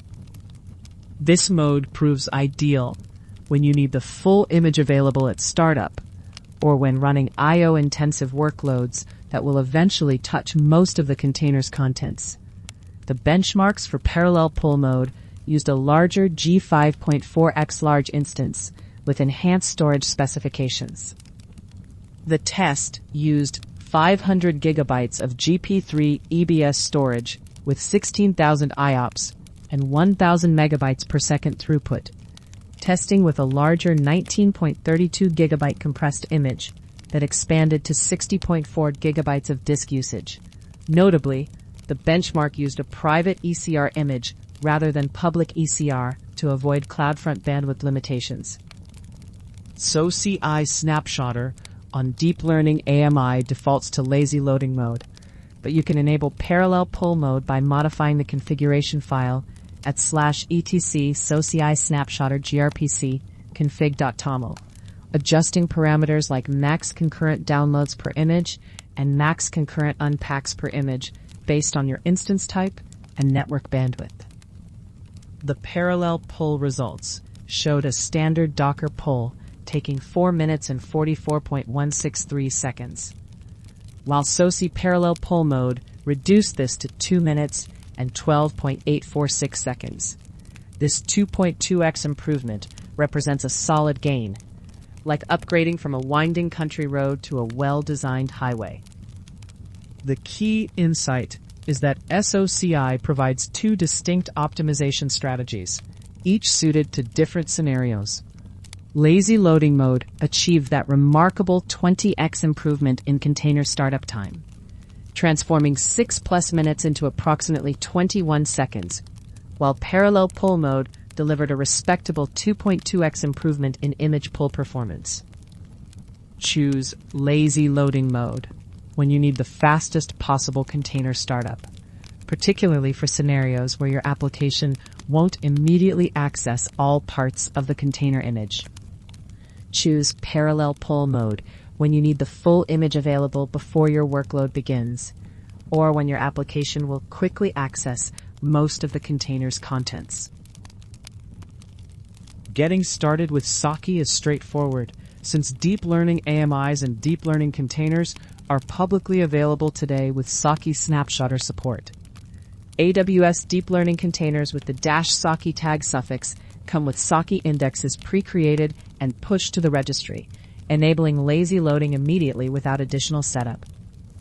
For custom images, you'll need to create and push SOSI indexes yourself, but the investment pays dividends in reduced startup times and improved resource utilization. Think of creating these indexes like organizing your toolbox once, so you can quickly find the right tool every time you need it, rather than rummaging through a jumbled collection. As you explore SOSI in your own environments, remember to clean up any test resources to avoid ongoing charges. Terminate EC2 instances you launched for testing. Delete container images you pushed to Amazon ECR during experimentation. And remove any SOSI indexes you no longer need. The transformation that SOCI brings to container deployment represents a fundamental shift in how we think about balancing startup speed, resource utilization, and operational efficiency. Like switching from dial-up internet to broadband, once you experience these faster startup times, it becomes difficult to imagine working without them. Whether you're optimizing development workflows, improving production scaling behavior, or simply trying to make better use of expensive GPU compute time, SOSI offers a compelling path forward for organizations serious about efficient container operations in their machine learning infrastructure. You've just discovered how SOSI changes container deployment, transforming the traditional approach from unpacking every box before you can use anything to accessing exactly what you need when you need it. This shift from sequential waiting to immediate usability represents a fundamental change in how we think about system startup. Let this efficiency improvement settle in your mind, this reduction of unnecessary waiting.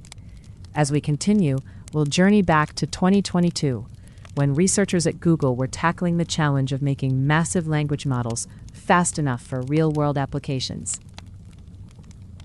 Back in 2022, researchers at Google tackled one of the most pressing challenges in deploying massive language models, making inference fast enough for real-world applications, like a bridge that must handle rush-hour traffic while maintaining structural integrity.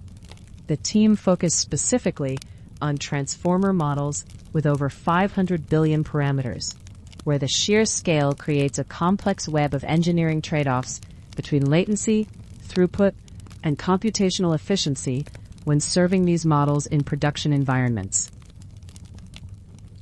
The fundamental challenge these researchers addressed was that large language models face a memory bottleneck that's quite different from training, resembling a library where you must constantly shuttle books between storage and reading rooms.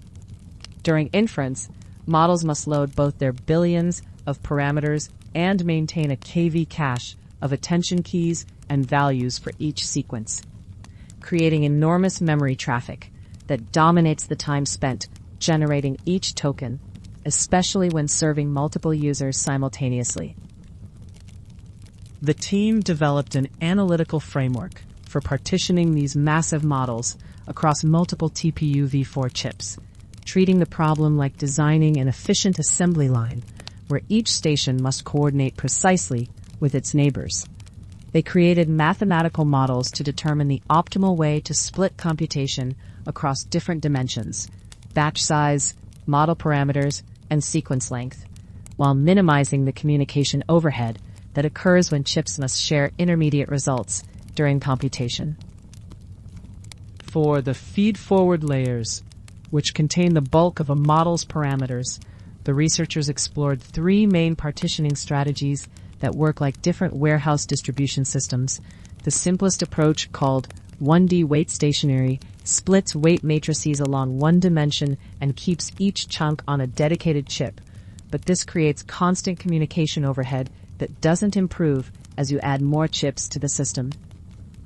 Their more sophisticated 2D weight stationary approach partitions weight matrices along both input and output dimensions, creating roughly square chunks distributed across chips like a carefully organized grid of solar panels.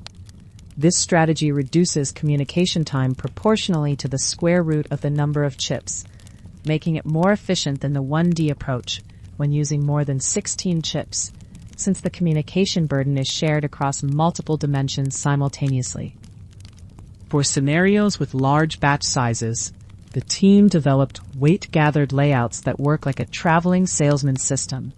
Instead of keeping weights stationary and moving activations between chips, they transfer the smaller weight matrices to where the larger activation data already resides. This approach becomes increasingly efficient as batch sizes grow, because the cost of moving weights gets amortized across many examples, with communication time scaling with the square root of batch size rather than linearly.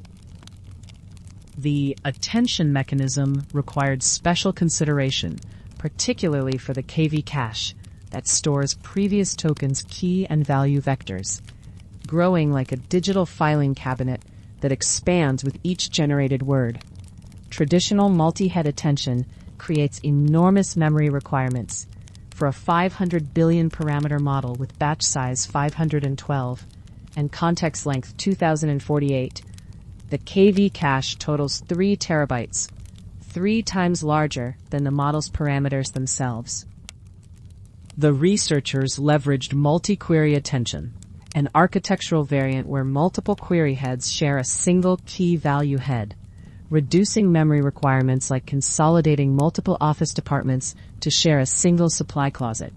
More importantly, they developed a novel partitioning strategy that shards the KV cache across the batch dimension rather than the attention head dimension, reducing per-chip memory costs by a factor equal to the number of chips used. This batch sharded attention approach required additional communication through all-to-all operations to redistribute tensors appropriately, but the trade-off proved highly favorable during generation when each new token queries against thousands of cache tokens. The memory savings from smaller KV cache loads far outweighed the communication costs, enabling much larger batch sizes and longer context lengths than traditional partitioning approaches. The team also exploited Palm's parallel attention and feed-forward architecture, where these components compute simultaneously rather than sequentially, functioning like a highway intersection with dedicated turning lanes instead of traffic lights.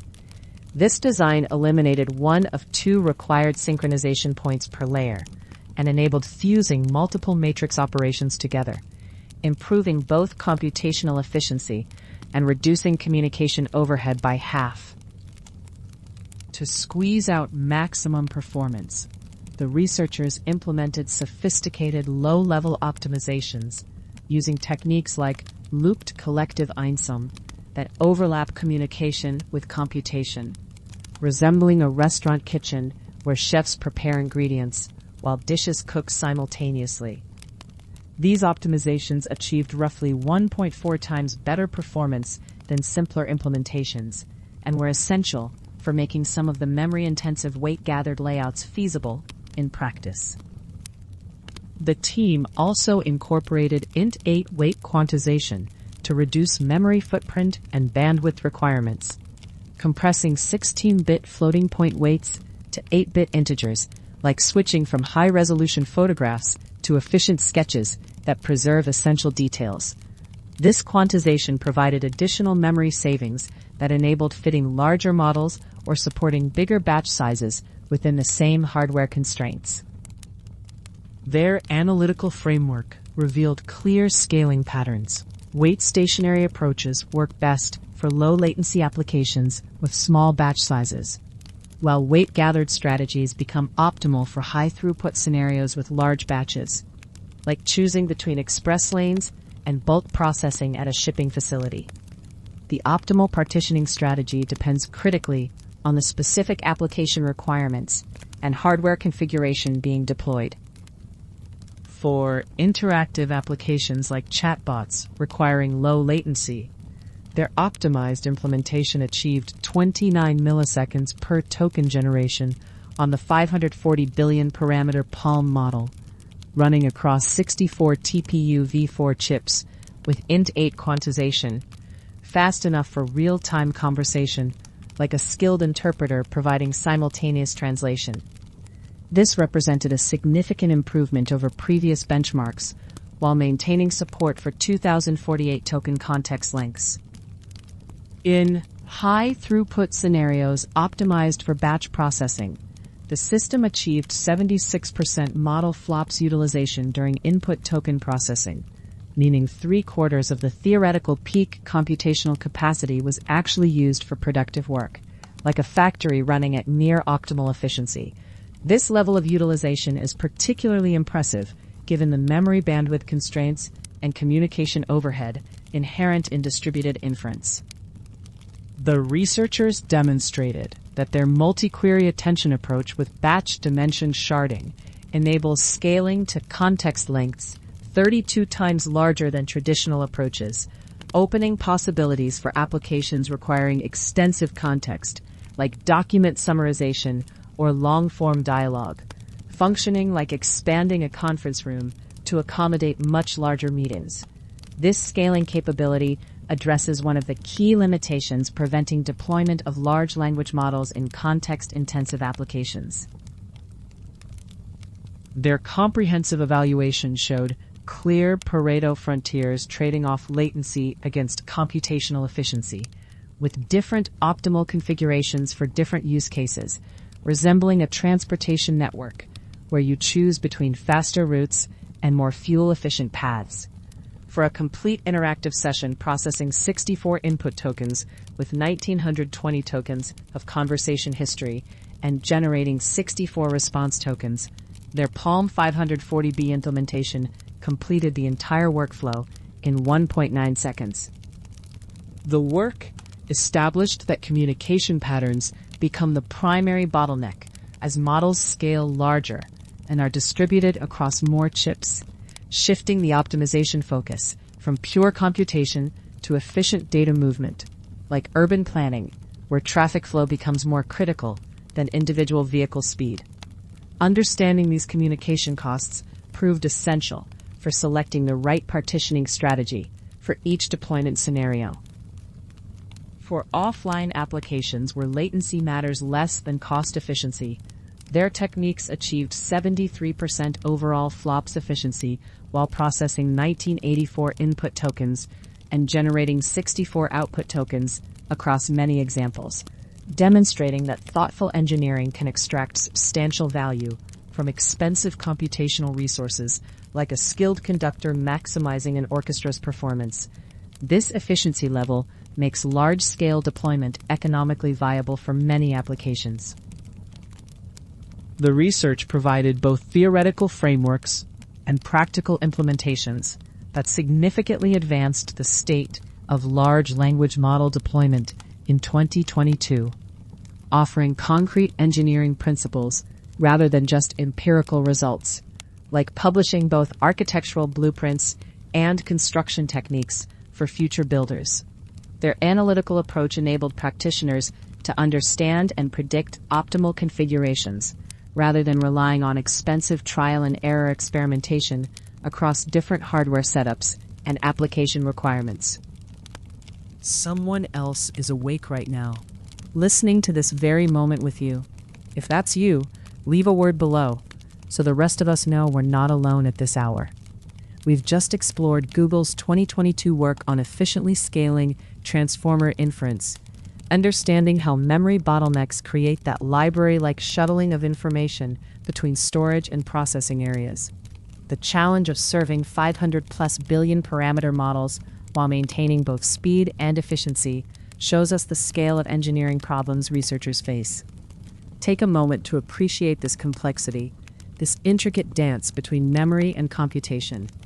Next, we'll discover another breakthrough from that same period, when researchers tackled the attention mechanism itself, finding ways to make it work more efficiently with GPU memory hierarchies. Back in 2022, a team of researchers from Stanford University and the University at Buffalo tackled one of the most pressing bottlenecks in transformer models: the quadratic time and memory complexity of self-attention on long sequences. Like a traffic jam where every car needs to check every other car before moving forward, standard attention mechanisms require each token in a sequence to interact with every other token, creating an increasingly expensive computational burden as sequences grow longer. Their solution, called flash attention, emerged from a crucial insight that previous optimization attempts had largely ignored: the hierarchy of memory systems in modern GPUs, where data movement between different memory levels often costs more than the actual computations. The key innovation lay in making attention algorithms I/O aware, meaning they carefully account for reads and writes between GPU memory levels, specifically between the fast but tiny on-chip SRAM and the slower but much larger high-bandwidth memory, or HBM.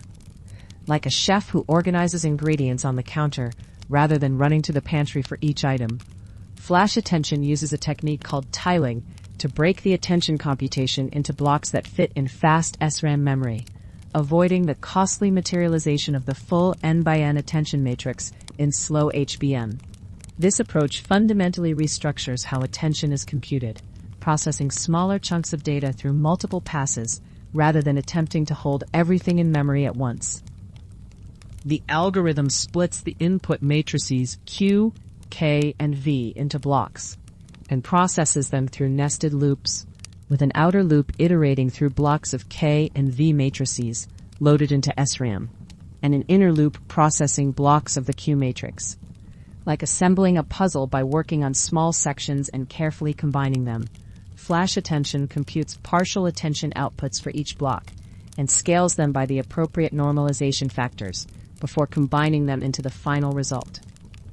The method employs a clever decomposition of the softmax operation that allows it to be computed incrementally across blocks while maintaining numerical stability.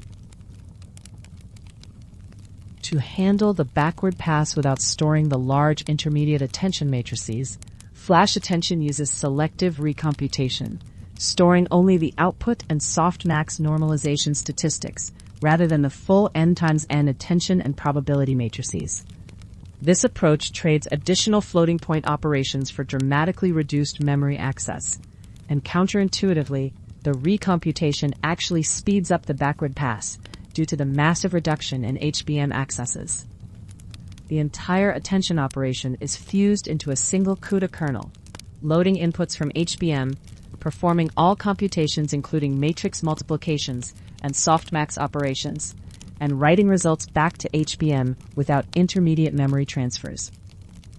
The theoretical analysis revealed that flash attention requires O of m squared times d squared times m to the power of -1 HBM accesses, compared to on the order of n times d plus n squared for standard attention, where n is sequence length, d is head dimension, and m is SRAM size. For typical values where d ranges from 64 to 128 and m is around 100 kilobytes, this translates to up to 9 times fewer HBM accesses than standard implementations.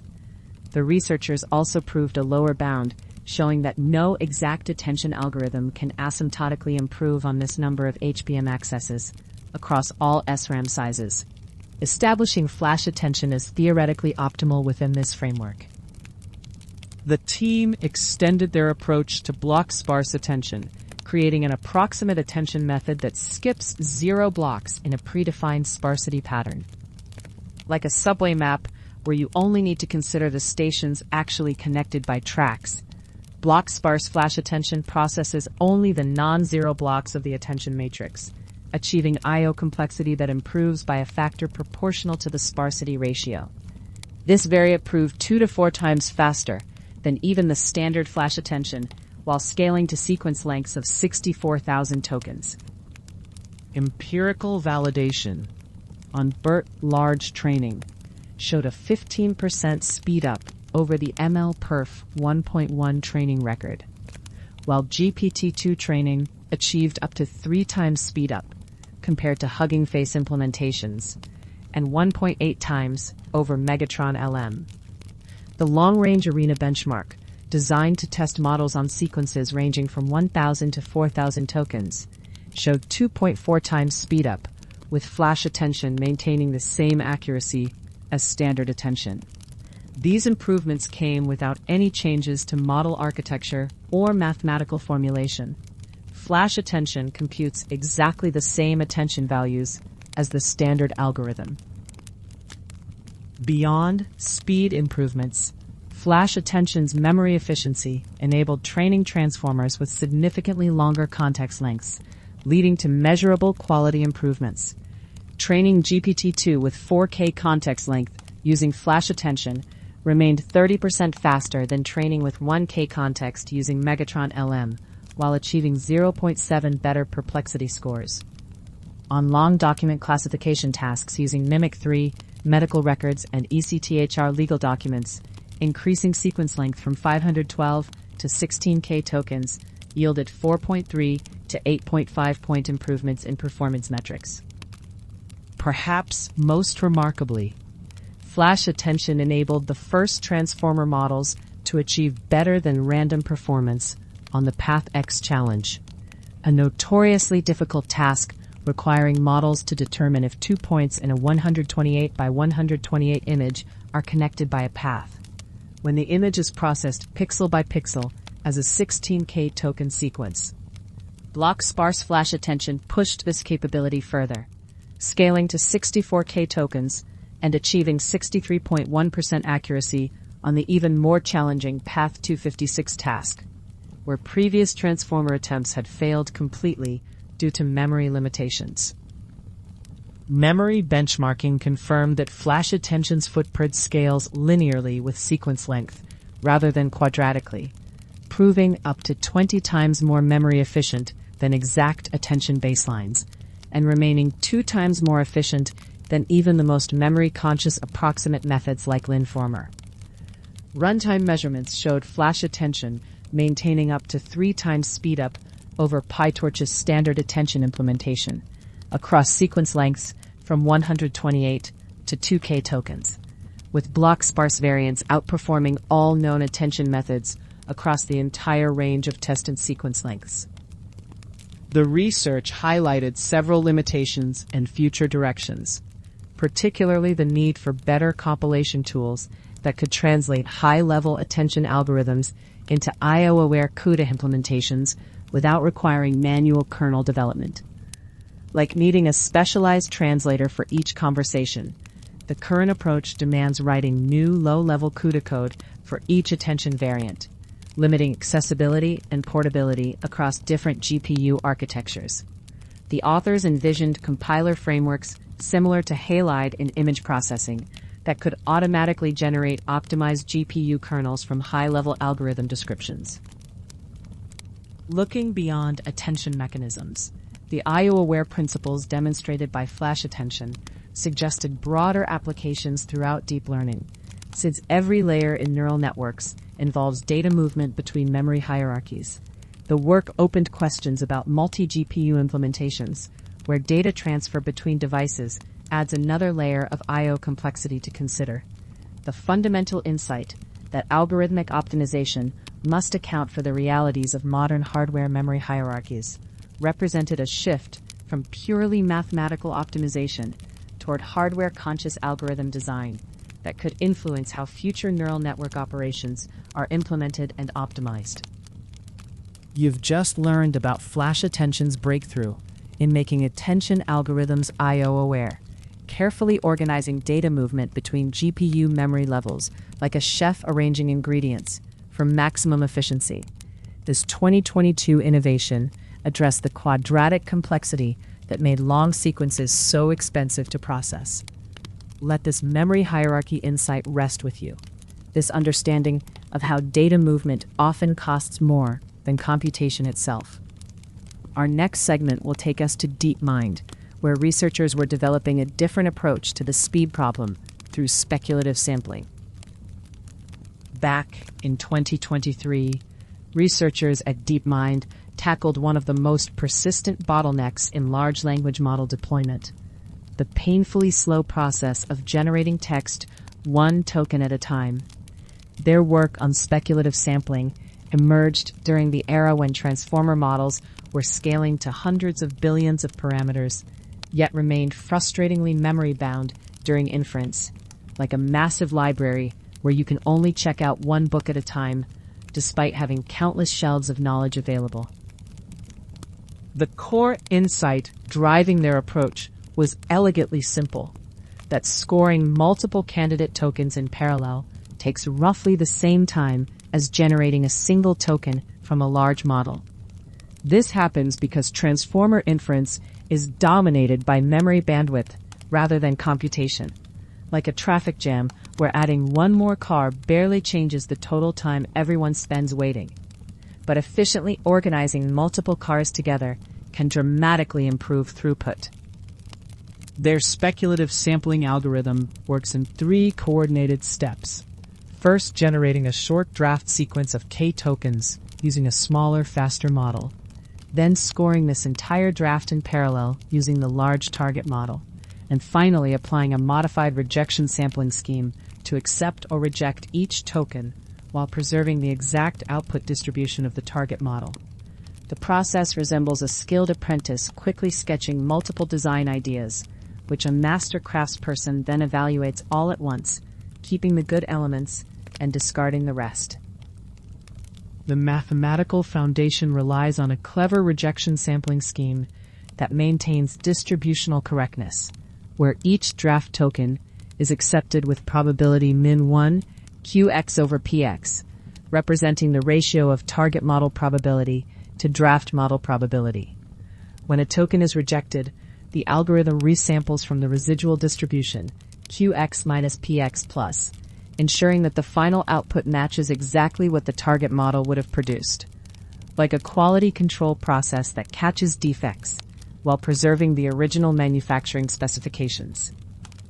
For their experiments, the team used Chinchilla, a 70 billion parameter language model, paired with a custom 4 billion parameter draft model designed specifically for their distributed serving setup. The draft model was engineered with fewer layers but greater width to minimize communication overhead across the 16 TPU v4 chips, achieving 1.8 milliseconds per token compared to Chinchilla's 14.1 milliseconds. Like designing a lightweight racing car that can navigate tight corners while the main vehicle handles the heavy lifting on straightaways. The key architectural insight was that conventional wisdom suggested using smaller models as drafts, but distributed serving constraints demanded a different approach.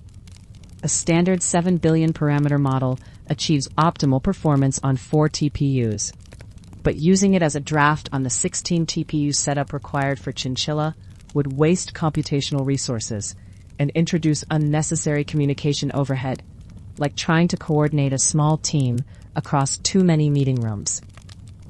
Their evaluation on 2 distinct benchmarks demonstrated substantial practical gains, with the XSum summarization task achieving approximately 2x speedup, and the human eval code generation benchmark reaching 2.46x acceleration.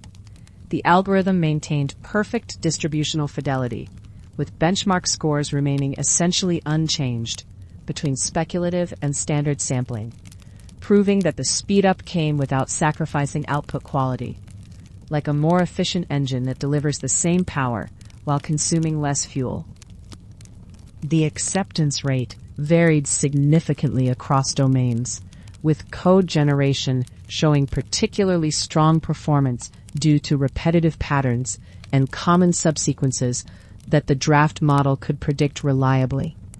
Programming constructs like for I in range len proved easier for smaller models to anticipate correctly, while natural language tasks showed more modest but still substantial improvements, like a predictive text system that works better for formulaic writing than creative prose.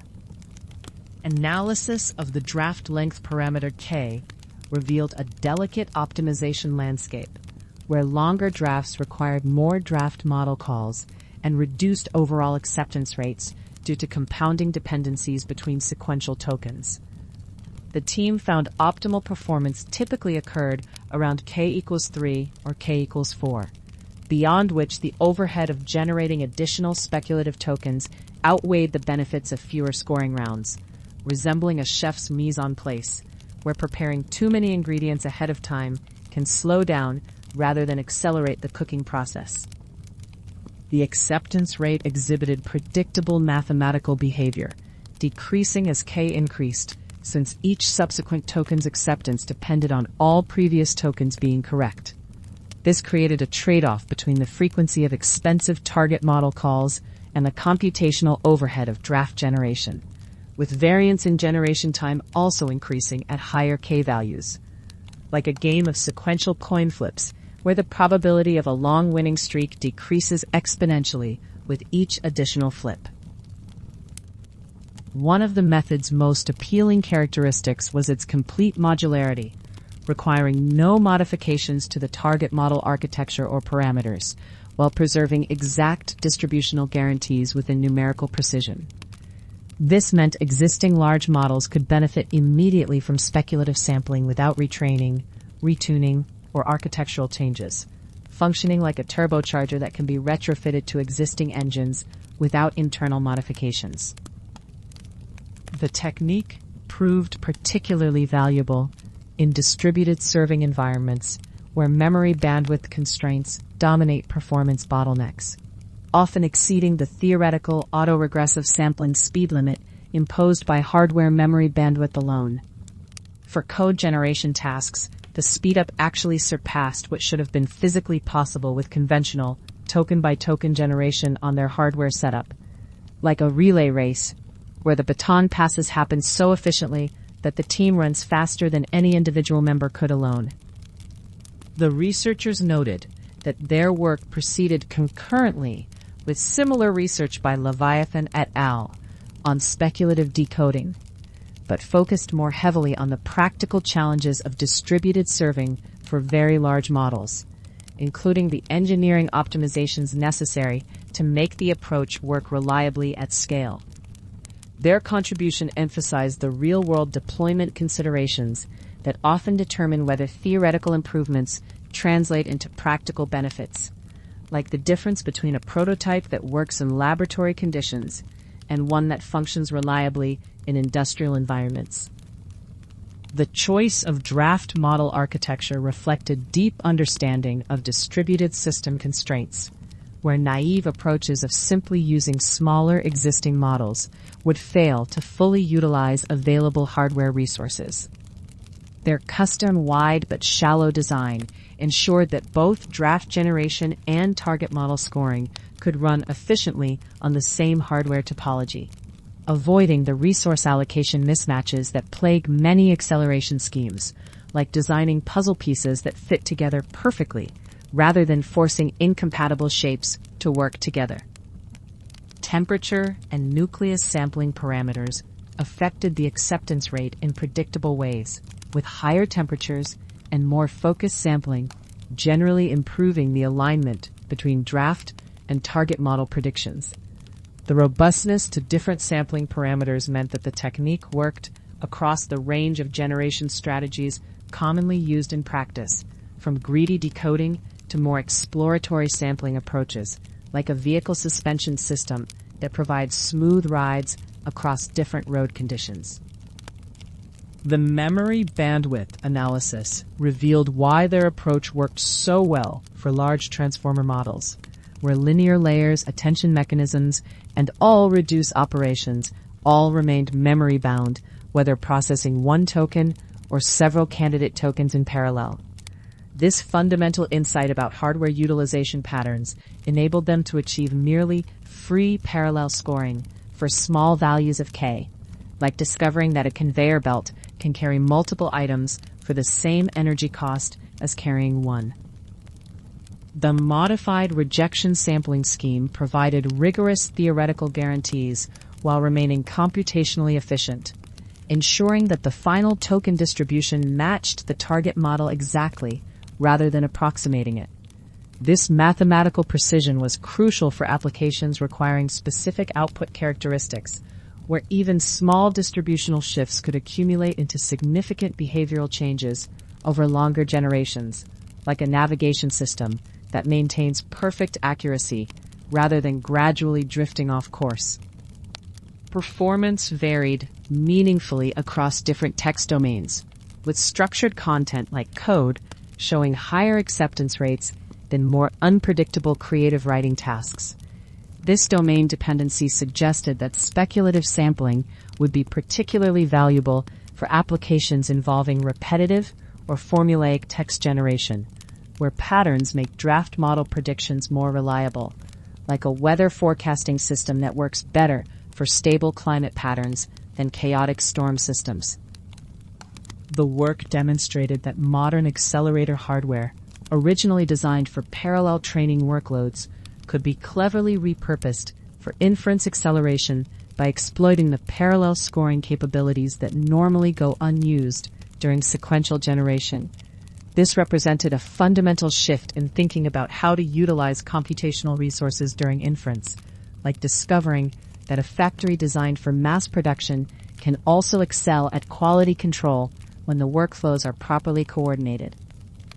Looking back from today's perspective, this 2023 research proved foundational for subsequent developments in language model serving, establishing both the theoretical framework and practical techniques that enabled much of the inference acceleration we now take for granted.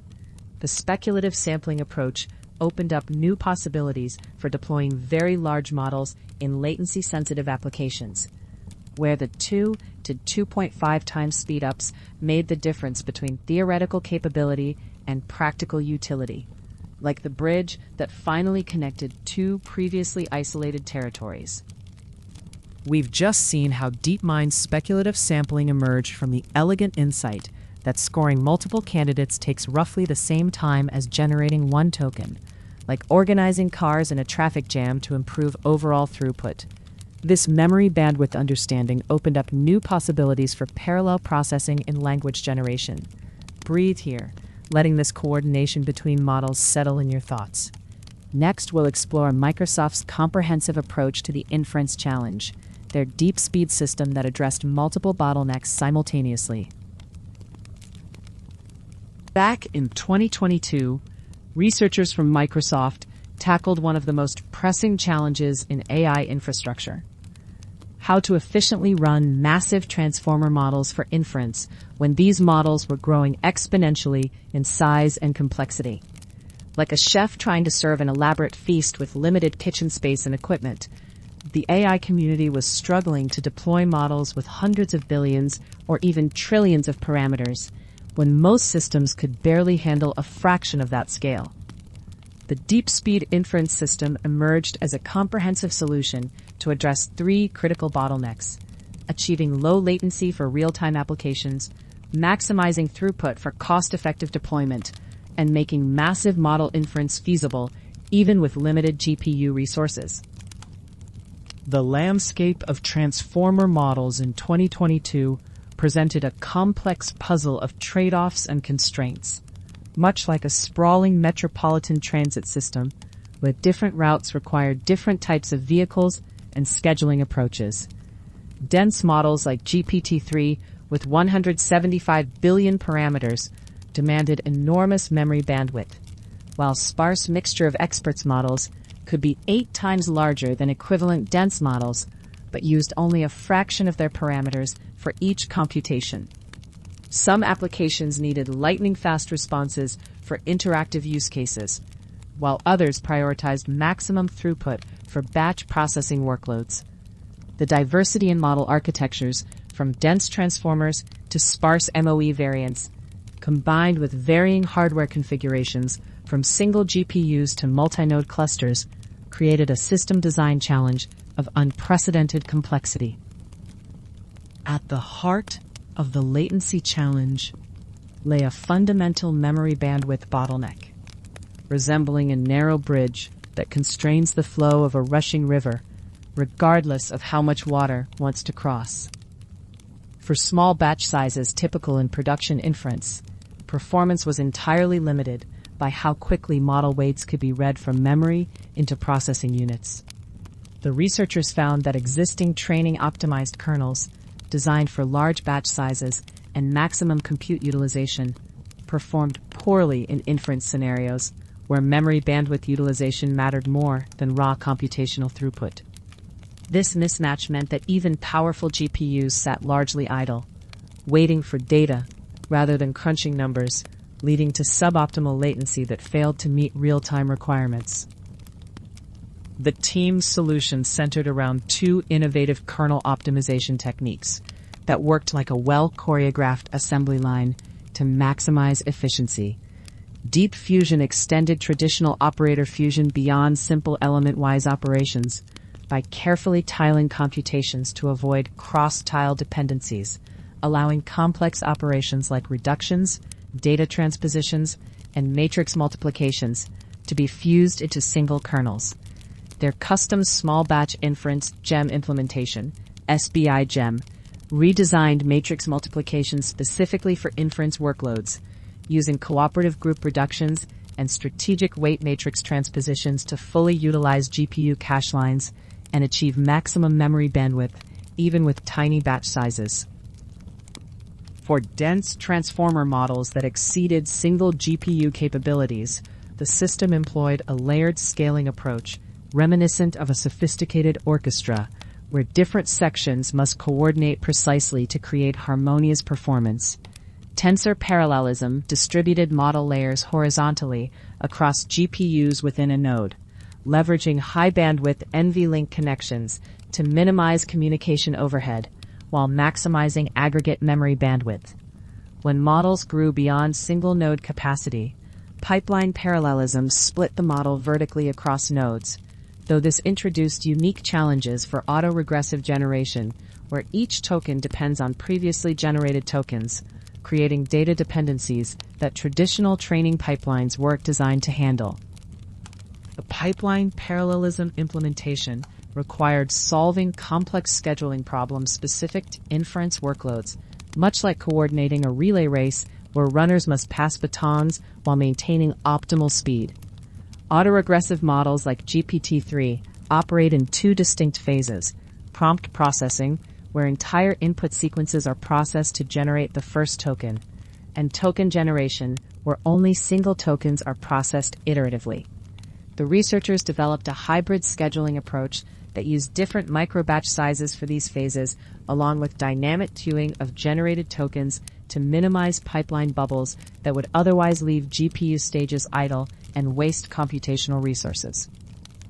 For sparse, mixture of experts models, the challenges multiplied exponentially, requiring innovations comparable to managing a vast shipping network where packages must be dynamically routed to specialized processing centers. Expert parallelism distributed different expert networks across GPUs, but the conditional computation patterns meant that token routing became a major bottleneck. The team developed optimized all-to-all communication primitives and combined expert parallelism with tensor and data parallelism to scale sparse models across hundreds of GPUs. Their approach enabled inference of trillion-parameter sparse models under real-time latency constraints, achieving 7.2 times speedup over existing solutions, while scaling to unprecedented levels of 256 GPUs.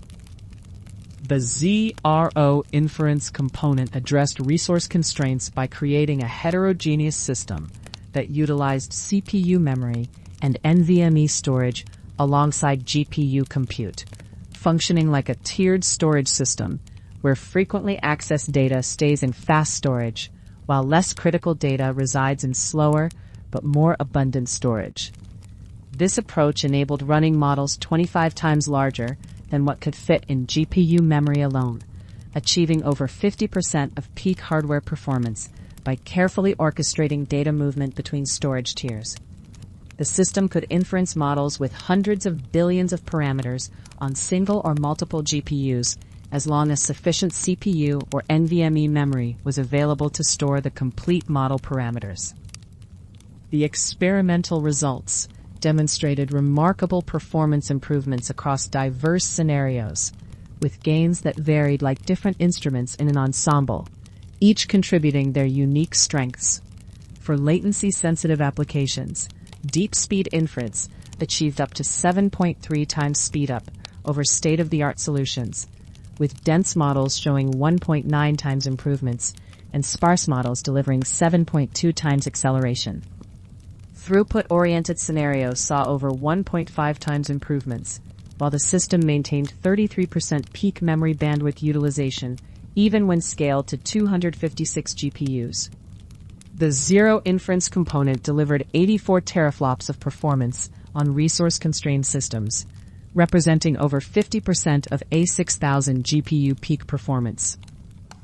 The technical innovations extended to supporting multiple data types and eliminating CPU-side bottlenecks through techniques that worked like a finely tuned engine where every component contributes to overall efficiency. The kernel supported FP32, FP16, and INT8 data types, with specialized quantization and dequantization operations fused directly into the computation pipeline. CUDA graph support eliminated kernel launch overhead by capturing and reusing kernel execution traces, substantially improving performance for small to moderate-sized models where CPU-side overhead otherwise dominated total inference time. These optimizations were particularly crucial for achieving the memory bandwidth utilization necessary for real-time inference. The system architecture demonstrated remarkable versatility in handling the diverse landscape of transformer inference requirements, adapting like a Swiss Army knife to different deployment scenarios and constraints. Whether running dense or sparse models, processing small or large batches, scaling from billions to trillions of parameters, or operating on single GPUs or hundreds of distributed devices, deep-speed inference provided optimized solutions. The three-layered approach, single GPU kernels, many GPU dense scaling, and massive GPU sparse scaling, created a comprehensive framework that could efficiently handle the full spectrum of transformer model inference challenges that existed in 2022. Beyond raw performance improvements, the work addressed fundamental democratization challenges in AI deployment, opening doors like a master key that unlocks previously inaccessible capabilities for organizations with limited resources. By enabling massive model inference on systems with constrained GPU resources through heterogeneous memory utilization, the system made state-of-the-art AI capabilities accessible to researchers and practitioners who couldn't afford large GPU clusters. This democratization aspect was crucial for broader AI adoption and innovation, allowing more organizations to experiment with and deploy large-scale transformer models without requiring massive infrastructure investments. The comprehensive evaluation covered 4 critical dimensions of inference performance, each revealing different facets of the system's capabilities, like a multifaceted gem displaying various colors under different lighting conditions. Latency experiments showed consistent improvements across model sizes and types. Throughput analysis demonstrated efficient scaling characteristics. Resource-constrained evaluations proved the viability of heterogeneous approaches, and detailed performance breakdowns revealed the contribution of individual optimizations. These results validated that the system could deliver on its promises across the diverse requirements of real-world transformer inference deployment scenarios in production environments. The memory optimization strategies proved particularly innovative in addressing the growing gap between model size and available GPU memory, working like an efficient packing algorithm that maximizes space utilization in limited storage. The system's ability to leverage CPU and NVMe memory effectively meant that the total available memory for inference expanded far beyond GPU constraints, while careful orchestration of data movement ensured that this expansion didn't come at the cost of prohibitive performance degradation. This approach was especially valuable for organizations needing to run large models on existing hardware. rather than investing in expensive GPU upgrades. Looking back from today's perspective, this 2022 work established many foundational principles that continue to influence large-scale AI inference systems, serving as a cornerstone that supports much of the subsequent innovation in efficient model deployment. The techniques for handling sparse models, optimizing memory bandwidth utilization, and coordinating heterogeneous resources became essential building blocks for the explosion in AI applications that followed. While newer approaches have emerged and model architectures have continued evolving, the core insights about memory bandwidth optimization, kernel fusion strategies, and resource democratization remain relevant for anyone working on efficient inference systems for large language models. You've just discovered Microsoft's DeepSpeed inference system, their comprehensive solution to the complex puzzle of massive model deployment, addressing latency, throughput, and resource constraints, like managing a sprawling transit system with different routes and requirements. This 2022 work showed how multiple innovations could work together to solve the scaling challenge.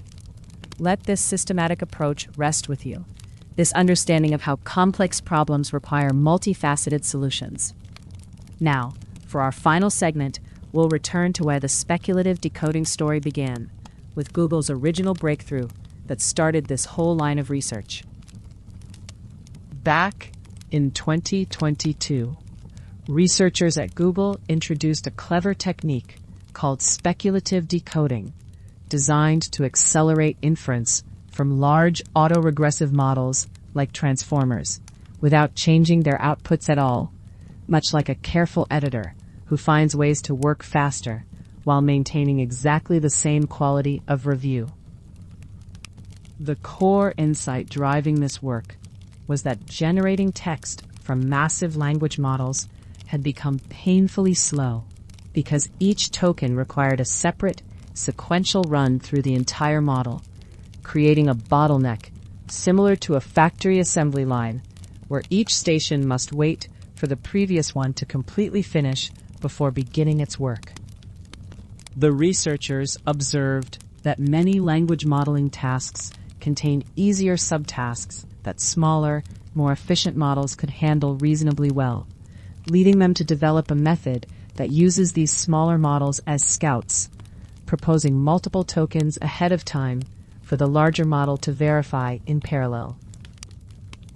At the heart of speculative decoding lies a novel sampling technique called speculative sampling, which works by having a small approximation model suggest a sequence of tokens, then running the large target model in parallel on all these suggestions to determine which ones to accept, reject, or modify, rather like a team of fact-checkers simultaneously verifying different claims in a news article.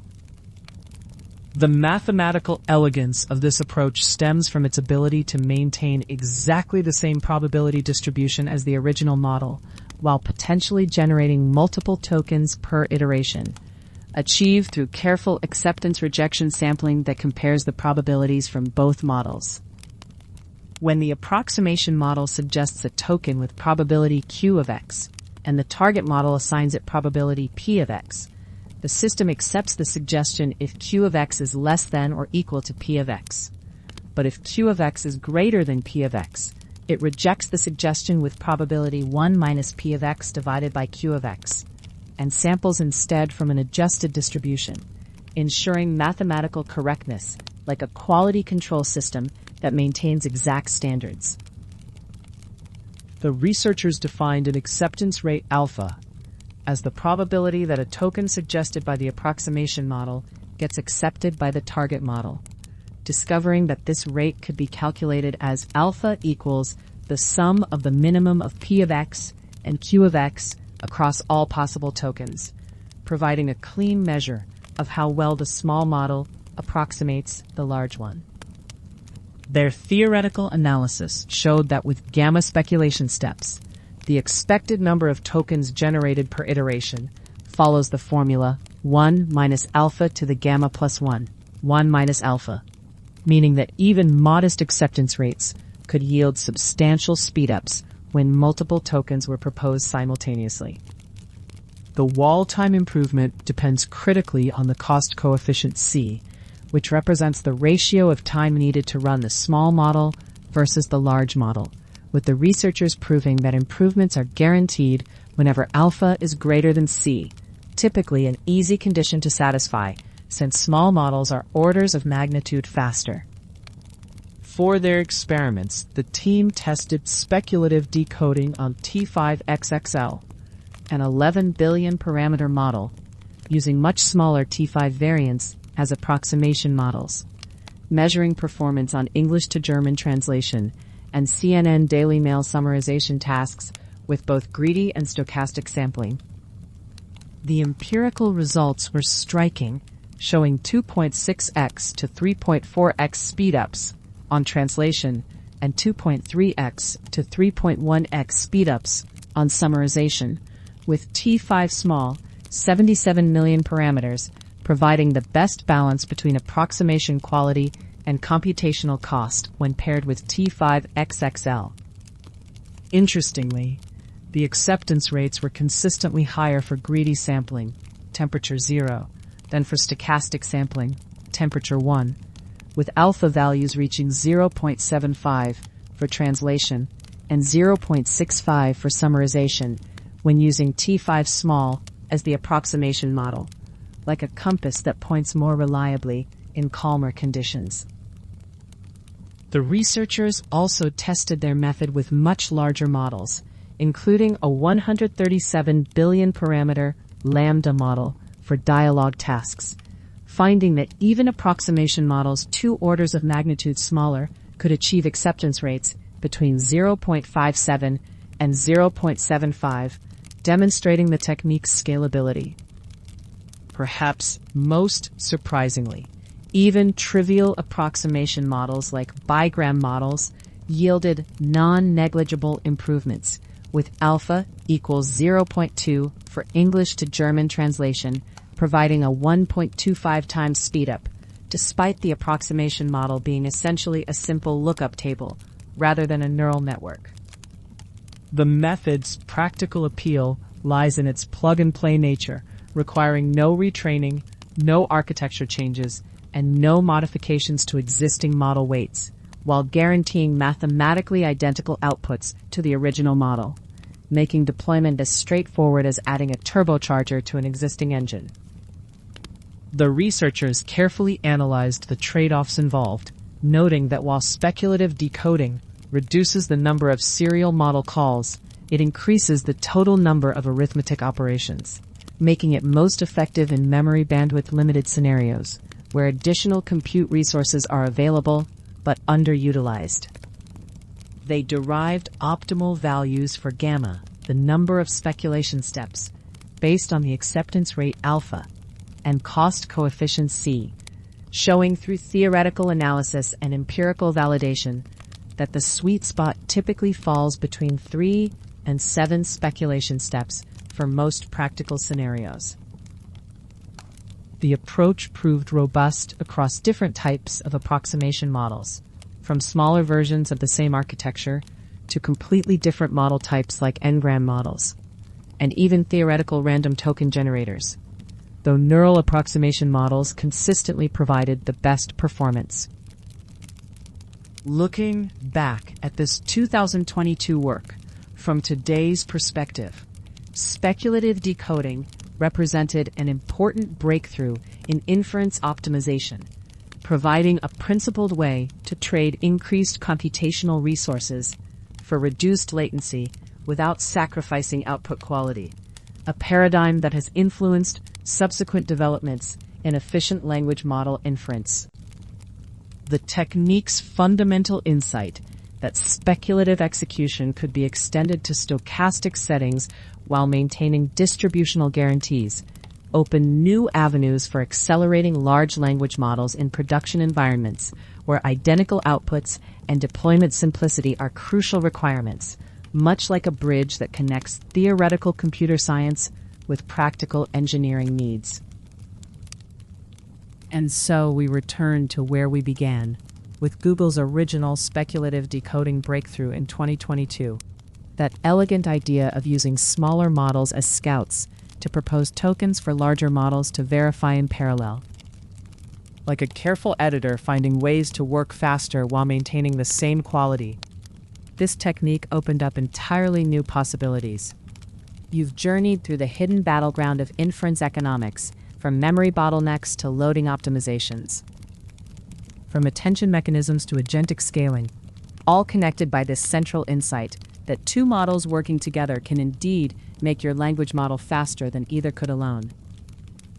Rest now, letting all these innovations settle into the larger story of how researchers and engineers work tirelessly to make AI both faster and more affordable. The battle for inference efficiency continues quietly, but you now understand the elegant solutions emerging from this important work.